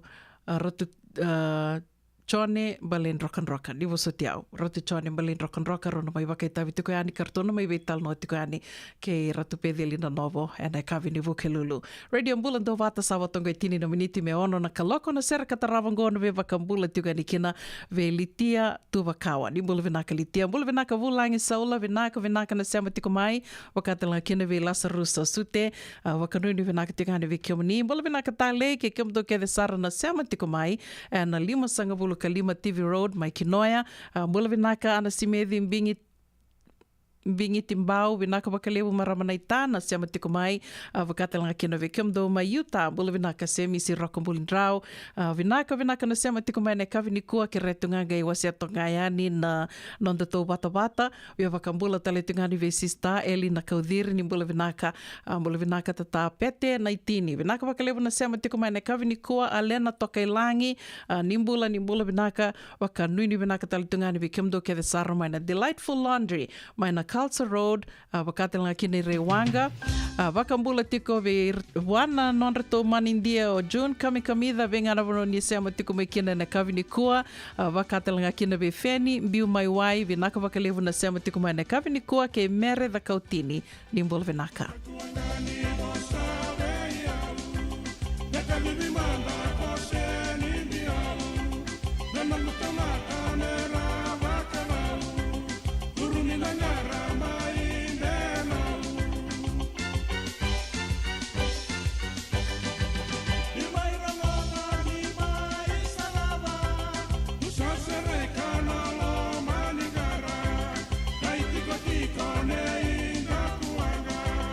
Esa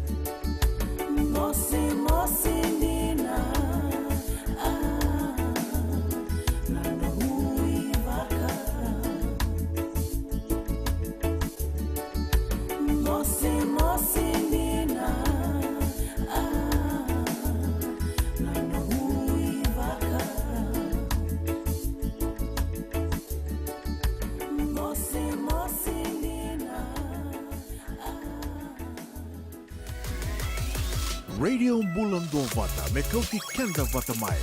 mai San Francisco ki burubura sema mai ngai wase yani.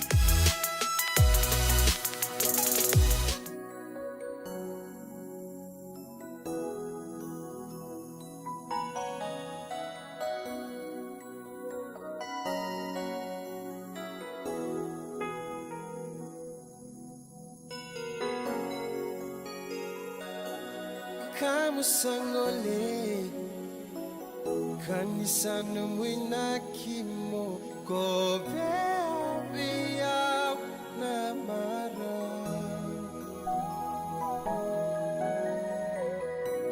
obaka mama su rei kombu na lo mamu memba beisa Nia lungu di batu motor boleka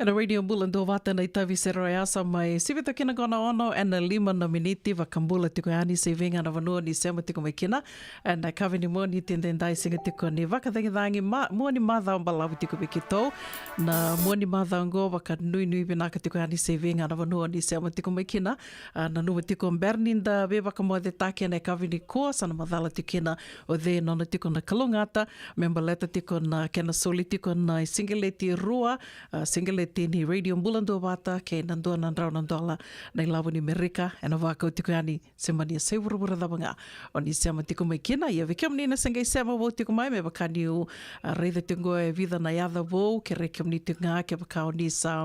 ngai sema ramai ke roni ni ngai wasia tiko ngai yani dona like ni ngai wasia to ngai ni na nanda bata batongo ke rau telengani ni ngai subscribe tiko mai kina ni to YouTube channel ke na Instagram ua sivisara ena viu ke sarva ke levu ena ken sangai tiko me wakatete tiko yani na nanda bata batongo na radio mbulando bata me wakani levu sar na ulutanga and do mai daura ki tiko yani ena nanda bata batongo ndua na veitala noa bibi sara na wakaidore tiko ena voke lulu sarangango mai na tolu ke na vana kaloko o yana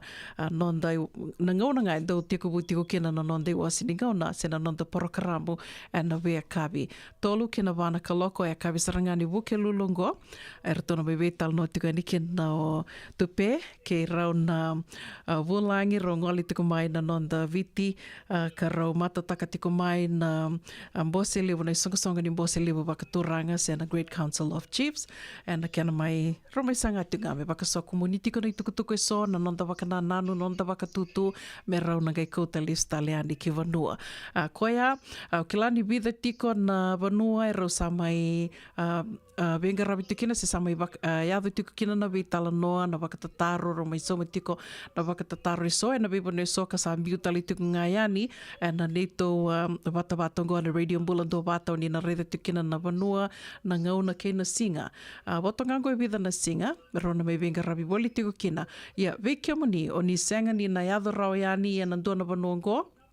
Koe asure tike mni moni ngai sea matukunga mai na singa buke lulu ni bakarau takarau tako mai na no moni taro ke bakau ni savi ambiu tarau tiko mengoa na no moni taro mena ngai tarongi virau na nonda bulangi na singa buke lulu sa rau telengani ni dhakawa kina ni bakai dhara baka kina ni ambiu tamai na no moni baka taro so seo ni ngai waraka nga me rau na ngai mai tiko na singa buke lulu ni ngai taro tiko mai kina o yana vika so venga ravi tiko ni kina na radio Bulandu Vata kanda baka bina bina ka tiko berato na ai songo karatou kau tirau tiko mai se visureti tiko mai virau na turangi rua rau mai tiko rau kina na kenda maliwa na vanua lewongo Amerika. Sivitonga na ono na walu na miniti dona ngau na leka ngau na rongo di tiko kina na nondai karua ni wasi ni ngau na ni rongo mai vali songo. Ia na sera katarawa ngau na bewa kambula tiko ni kina ve andi ate leite ni mbula vinaka wakalewa na seama tiko mai. Wakatelanga kina ve malakai tueli ke i tupe rau marau takatiko rau na turangai ruangoa na boni madhambalavu na boni madhangoa mai Santa Rosa wakambula tika anive kimrau wakatelanga kina ve vadhi seva koreta mana mbula vinaka lewa wakanuni vinaka tika anive kimdo mai na Ratu Kandavu Levu School na Valni Wai mai Ratu Kandavu Levu ka wakatelanga kina ve naitadha kadhakambiu mai wai vinaka wakalevu na sema tiko mai na kavini kua mbula vinaka meredha kautini ke kimdo ke sarana siama tiko mai do mbula vinaka ker tingan dona like dona share na nonda vata on radio Bulandu Vata.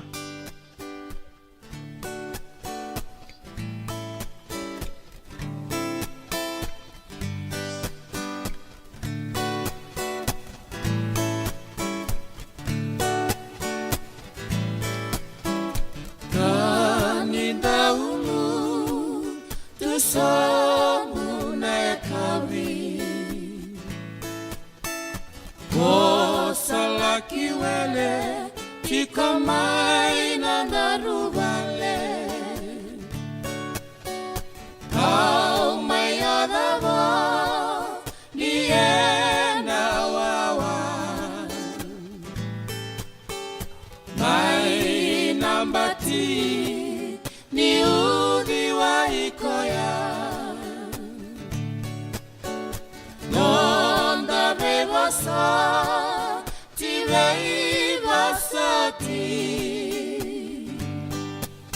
metini kina mate sanangai oti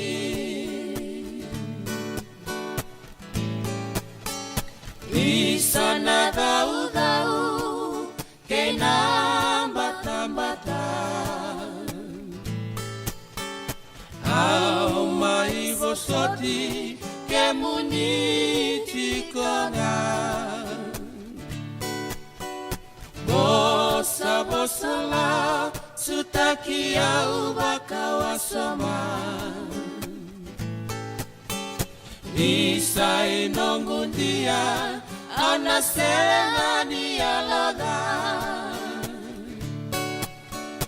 nonda bebosa tibei vasati metini kinamate sanangai oti isana daura vinuku bula-bula lomu iteki-teki tunaseni rasibula nomu wai-wai nakalo ni bula nomu ibinibo daimani nakoula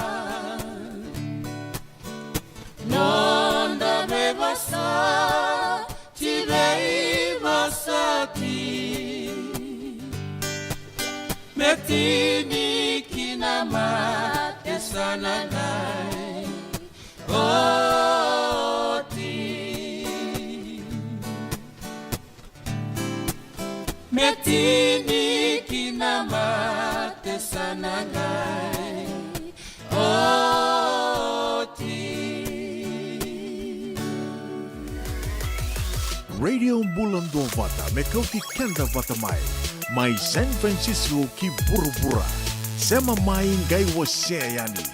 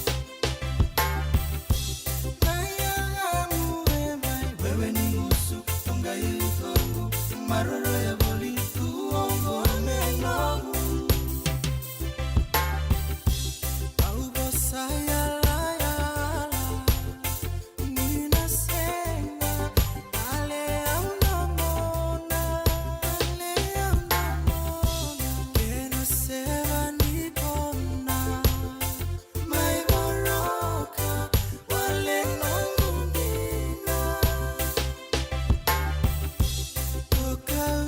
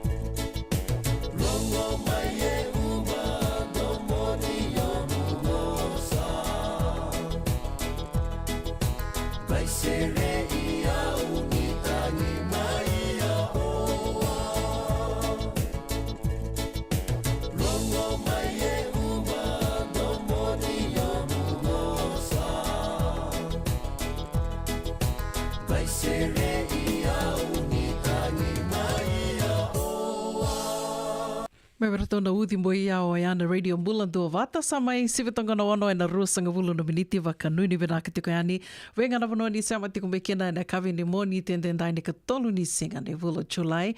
moni madhawa ni vakatangi tangi tiko viketo na vono levongo Amerika ya vidanga ni tukutuku ya adora tiko mai lewana tiko yani na nonda iwasi ni ngauna ni rongo mai val ni songo na kavi vena kanikua matai tiko ni tukutuku membaleta tiko na volleyball nonreto volleyball losa USA Volleyball go e wakaidhuritiko e na wakarawai sarangango wakaidhuritiko e na Galvin Community Park Santa Rosa o ia na tolu saiwa 3330 Yulupa Avenue Santa Rosa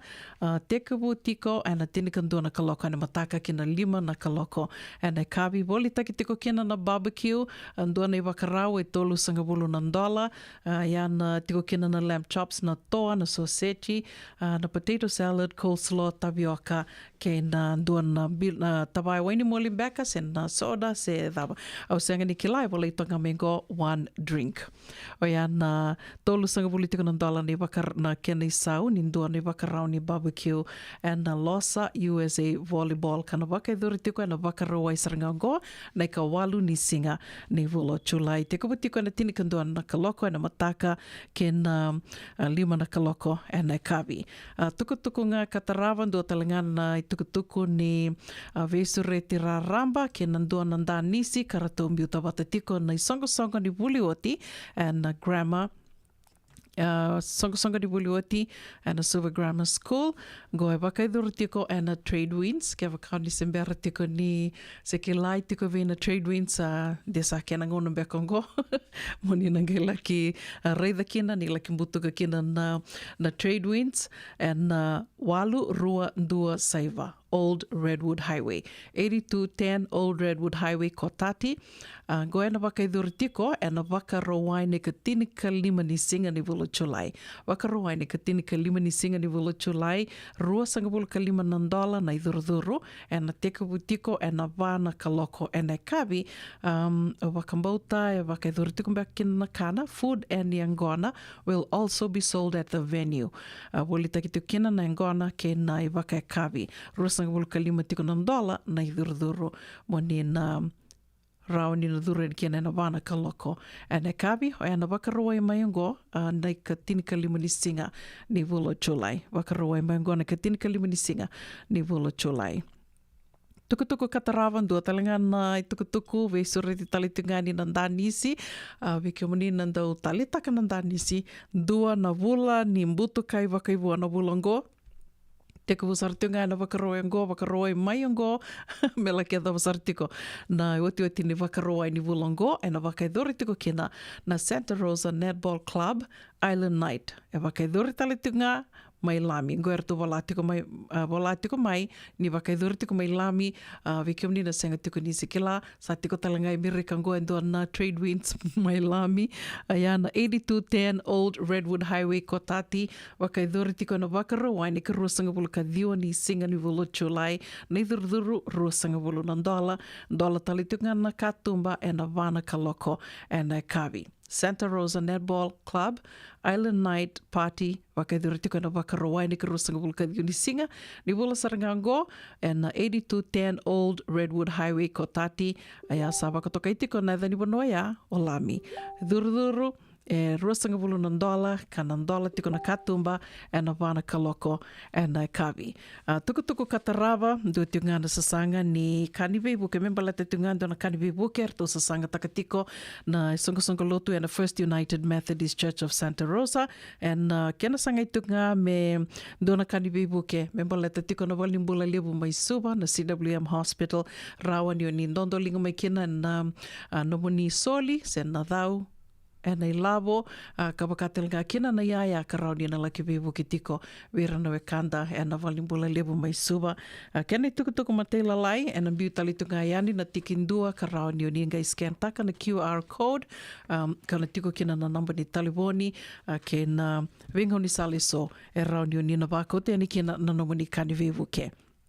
Wati o tinga ni tukutuku, mai lewe ana tiko anina non de rongo, mai bal ni songo ene kawi ni kua, ve sure tira ramba tiko ngā memba leta na singa ki te lewu kana wake dhuri tiko, ene mo taini singa ni wula September waka rombuka, teka wutiko ena ndona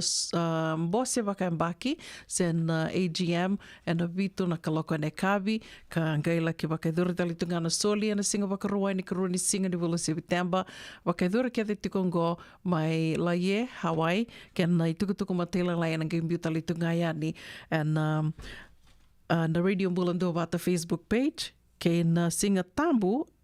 ni wasota wakaruai na wakaidhuritu kina na soli na singa vitu na kaloko na kabi wakaidhuritu kina si teko wutiko kina na banquet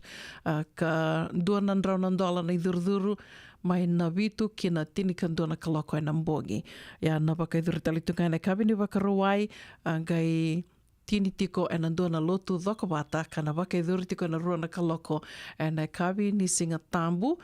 kana wake dhuri talitunga na ndunga na wani lotu ni Waisale United Methodist Church mai Laie Hawaii.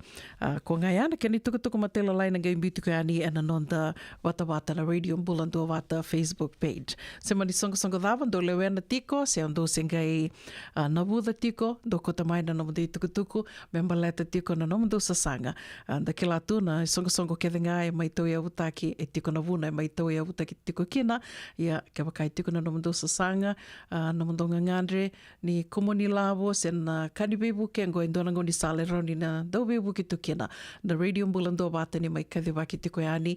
kadhi waki wale senga ni indona kao ni soma kina ni wako tanga mai kina Radio Mbulando Wata Facebook page se rauni ni wako tatalanga mai biau una vuni da kua se vei pedeli na novo wakatela kina vitali mata kimbao me roni na mai kadhiwa ki tuku ani e na nonde wasini ngauna ni rongo mai wali songo e na Radio Mbulando Wata. Sa sivitonga na ono e na ruasanga vuluka vitu na miniti mai tomani tali tuku na nonda wakarongo sere e na kavi vinaka ni Moni tiendendai, wunga wikanda na wakana matatiko kina singa ni wakadhangi beka ni mataka, senga ni wakadhangi tukumai na moni madhango na ngela ki wakilangana dhengu beka na dhaka ni mataka, wakanui ni vinaka ni nandua na singa ni wakadhangi vinaka wikanda na singa ni mataka. Wia wakambula tukani wikimdo ke sara na sema tukumai na kavi ni kua mbula vinaka Lesi Wong, wingana wano ni sema tukumai kina na kavi ni kua wakambula tukani wikimni, ratoke tali tunga na sere woroki au wai kata wure sayawa wetingo na ge wakatagita kiani na nomdo sere mbula vinaka chone toranga bungalei toro bungalei ni mbula vinaka wasoti au wakambula tali tunga ve pita tuingila vinaka na sema tikuma ene kavi ni kua nandua nrombula ki bumbu jo mai pedaluma au nitaka ni nrombula mbula vinaka tiko wakatela kina ve chuta tiela veti mbula vinaka feni mbiu mai wai ke kimdo ke na sema tikumai ane kavi ni kua mbula vinaka usai ambiu mai wai wakatel ngā kina ve nia na ngarawatu ni mbula vinaka na ratu na tui kambariki wakambula talitingani ve sale ya maliku vali wai vinaka wakalivu na sema tiku mai na kavi ni kua malakai tueli ke kimundra na ve watini ke kimdo ke desar na sema tiku ngori mai Santa Rosa au ni taka ni ndo maro takatiko na namundongo na wata ka wakatel ngā kina ve va ve sikula wakambula talitinga ve malakai ngodha ke kimdo ke desar na turanga na marama nei tā. Wengana whanua ni sema tiku mai kina e nei kawi ni kua.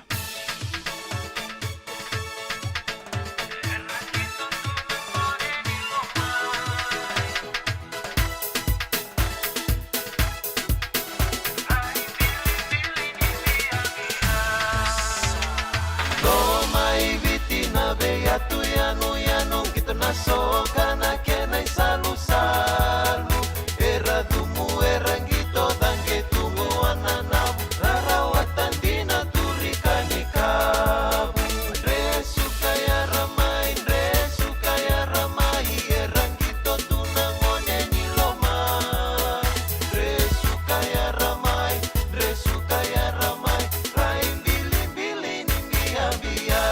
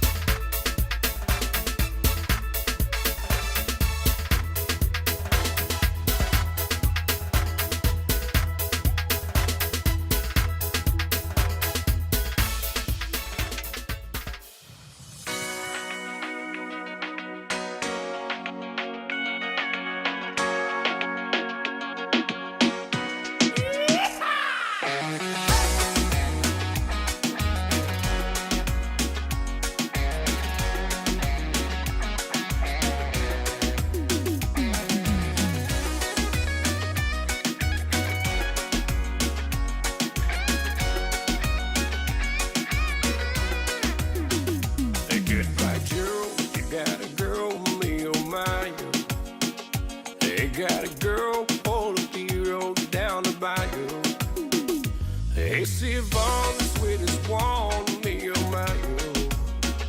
Son of a gun, we'll have big fun on the bayou. They put dogs found in those places buzzing. Again, folk come to see on by the dozen. Dressed in style, they go up wild, me and my own. Son of a gun, we'll have big fun on the bayou. Jambalaya, crawfish pie, and Philly gumbo. For tonight, I'm gonna see my share of meal. Play guitar, feel for a jar at the gate.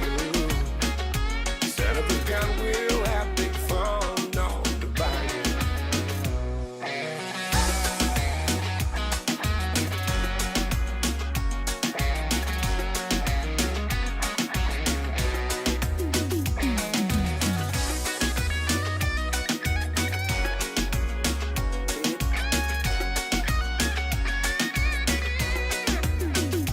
Settle down, far from town, get in the deal. And you catch all the fish in the bayou. Swap these moms, pipe on what you need. Set up a gun, we'll have big fun on the bayou. Jambalaya, crawfish pie, and Philly gumbo. For tonight, I'm gonna see my share of meal. Play guitar, feel for a jar at the gate. Set up a gun, we'll have big fun on the bayou. Jambalaya, crawfish pie, and Philly gumbo. For tonight, I'm gonna see my share of meal. Play guitar, feel for a jar at the gate. Set up a gun, we'll have big fun on the bayou.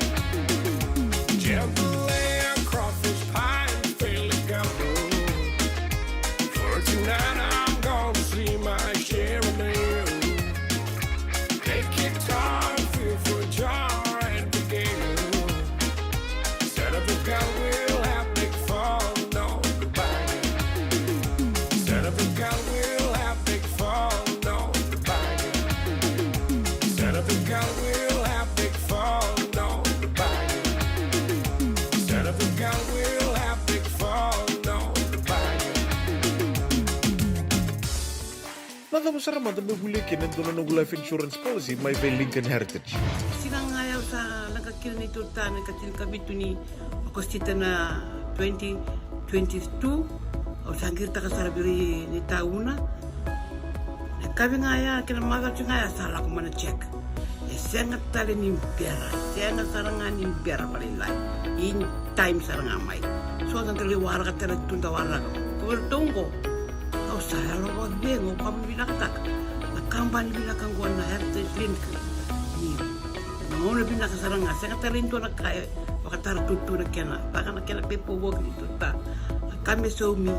nakilaw kena tuimir na vavaka. Iseng tubi kena ilabul liwaya. Minta samu kina kisi, naman ni marong kina ngona, mojuri, palimbula. Kakina kama, pagkakondo na insuang. Kaya sarangan na muna. The Lincoln Heritage Life Insurance dodo nga, so mo na-claim na luman ng usang bulu ka ba newa. Kaya sa ruwan ang baki uti na policy gaya na lenga, di ko na beba siya oray. Dawi mati sa siya nga. Raw-raw sarang na baka leo mo na telefoni. Text mo ay kinabas sa iwa, walu-walu bandu at tolu-tolu-walu lima, e na kenay tutugo matalalay.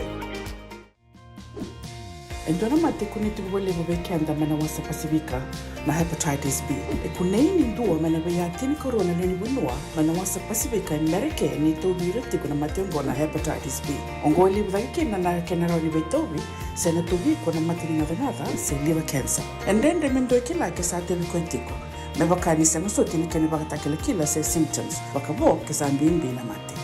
Mbimbi ngoni kila mono bakani kebi membaleta na hepatitis B. Peter mai kena telefoni 526 ono vituva 51watolu sesi kobo na nondo to website www.sfhepbfree.org. Andre bana buke ene kena somi na nomu libo seneges kita urani buku iku. Girita mai na empower ena ono rua ono, ono ono saiba, saiba dua liwa ono. Radio Bulan Dua Vata me kauti kenda vata mai San Francisco ki pura-pura. Sema mai ngai wase yani.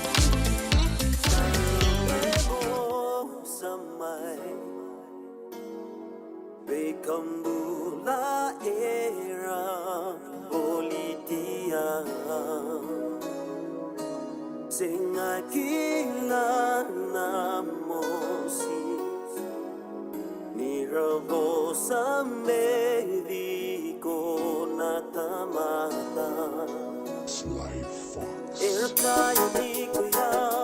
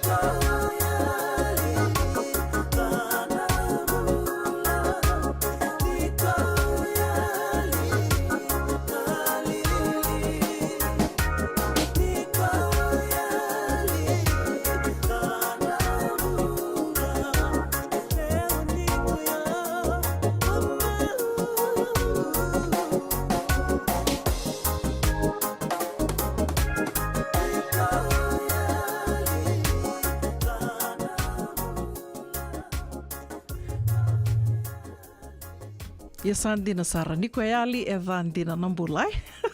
Radio Mulando Vata samai otango itini ka vitu na miniti me vitu na kaloko waka nuni vinaka tiko e ani sebe ngana mro ni sema tiko me kina and e kavi vinaka ni mo ni tende ndaine ka tolu ni singa ni vulo chulai da kilake de tiko ni mo ni madhawa ni waka dagi tiko na mo ni madhango tukutuku ngai turi rao tiko ni rota ni tolu na milioni na leo ni vanua e rawevo kaya ki tiko ran driver wavo ki tiko e na mo ni madhango e na vuku ngani ngande me waka ni mo ni madhambala tiko kina vunga sara e dhaka tiko e na wevo no ni dhaka so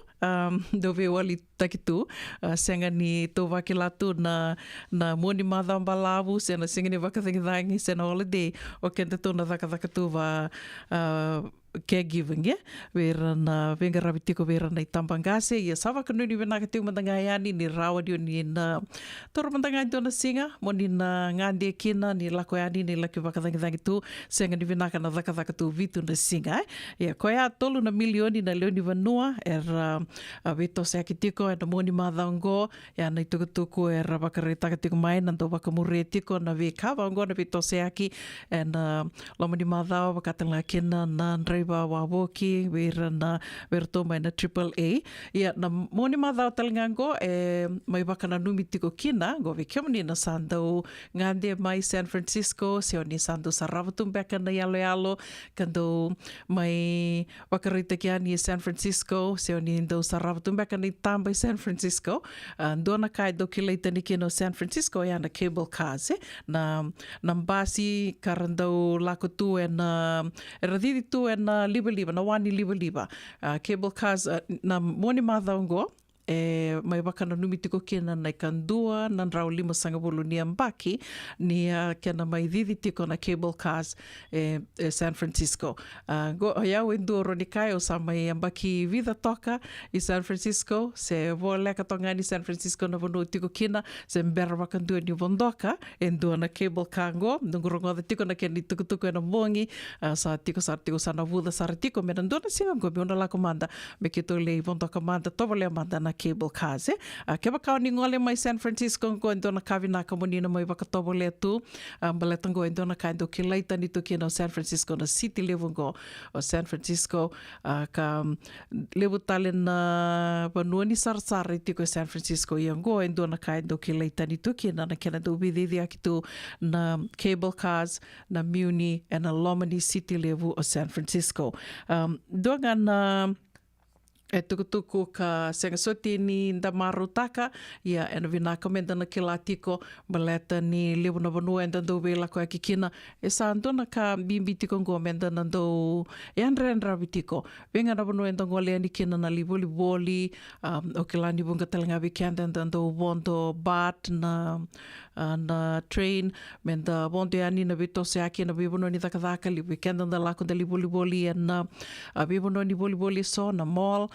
dena vinaka menda na ndonga karoni tiko nda andra vitiko na vi kai tua voli tikenda maleta de seng tuni kila me dhova tiko mai na moni madhaungo wakasama tamantongo sando na tamani wili levu na moni madhaungo e tolu na drau tolu sangavulu ka walu na mass shootings na vevana e mai adu tiko na bono libongo Amerika me tiko mai na tek buni ambaki ngo me adu tiko mai na moni madhango adu tiko mai na singa na noa 338 mass shootings so far rusanga bolu kandua na undolu na leoni vanua e sa mai ravakalenga tiko sa mai kautani tiko na nondra mbula e na nondra lovana 21,000 deaths from mass shooting. Ya ndo na tamani wili levu ka wakanuni tukina ni ngonango na viva noenda lako kina sandondonu nga menda na gangaroni tiko da yandra vitiko menda na kila tiko na viva noa enda tiko kina na vi menda vira yaki tu na viva noa wawali tikanda menda na tonggangaroni tu kina baleta ni kerovital no takatiko kina nongongo nelewa na vida na singa sauti tarongo tiko na davam ba keroni daka me na viso kina na lawa baleta ni ndekela tiko na vital no e vaka idortiko vaka me endua na tamani mbaile we tu e aliado kostinga na vital no na kina sanga tiko me vaka lawa taki se me vaka ganga do taki na lawa ni kena rauni nona rauni boli daka endua se na vaka melitau kena mandanga endua takai endua. Ya sangai tiko me wanganga taki na lawa ni kena soli tiko na I wola tara ni nona rau ni wakantakai endua. Ia waka koutuko na lia the kosa tiko ngā waka indona tamani mbai lewe tu senga tiko ni duana vital no me matata me rau ni na menda kila menda rau ni na tango maki tiko kina ia na bolinda kai sa wakai dhuri tuku ena bonoli bongo Amerika sa senga ni kaniwe wali senga ni katelanga menda na tori tiko waka mamanda baleta ni wira rasa kila ngā rau ni ralako ya ni ralaki bolinda kai da senga tu ni kila ando tuku na vini tota ni kirondo lako tiko koni sala mendo waka mendo alo kata mo koe sa ando tuku na wari da turi ko waka malua baleta ni ko senga tu ni kila o ira nan rewa tungo se ira na tombali tungo anda senga tu ni kila o dhiwi rai wakandaka itu ka raunira la ngā mai, rabuki ngā mai, rawana I kenda. Senga tu ninda kila songana ka me rawa ni na wakabure waka sama tiko wekenda tō e na moni māthau balabongo waka nuni wina ka tiko ani wekenda ona sema tiko mai na e kawini kua waka mbula tiko ani e na sera ka tarabongo we lati leta na wanga liwa ni mbula winaka waka nuni wina ka tiko ani se wengana vanua o ni sema tiko me kena e na e kawi winaka ni kua o nui taka ni rongo winaka tiko ani na bio liwa ni radio mbula ndo wata waka na numi kia mni talitunga ani e na ndona ngona leka ngā ngo e na na rongoda tukina o dhei e sana nona tiko na kalongata e na wuku ni dhobi. A wuku ni dhobi membaleta tiko na VCCB. Na VCCB ni ruana singeleti ke nan dua nan rau nan dola na ilavo ni Amerika. Isa ko iya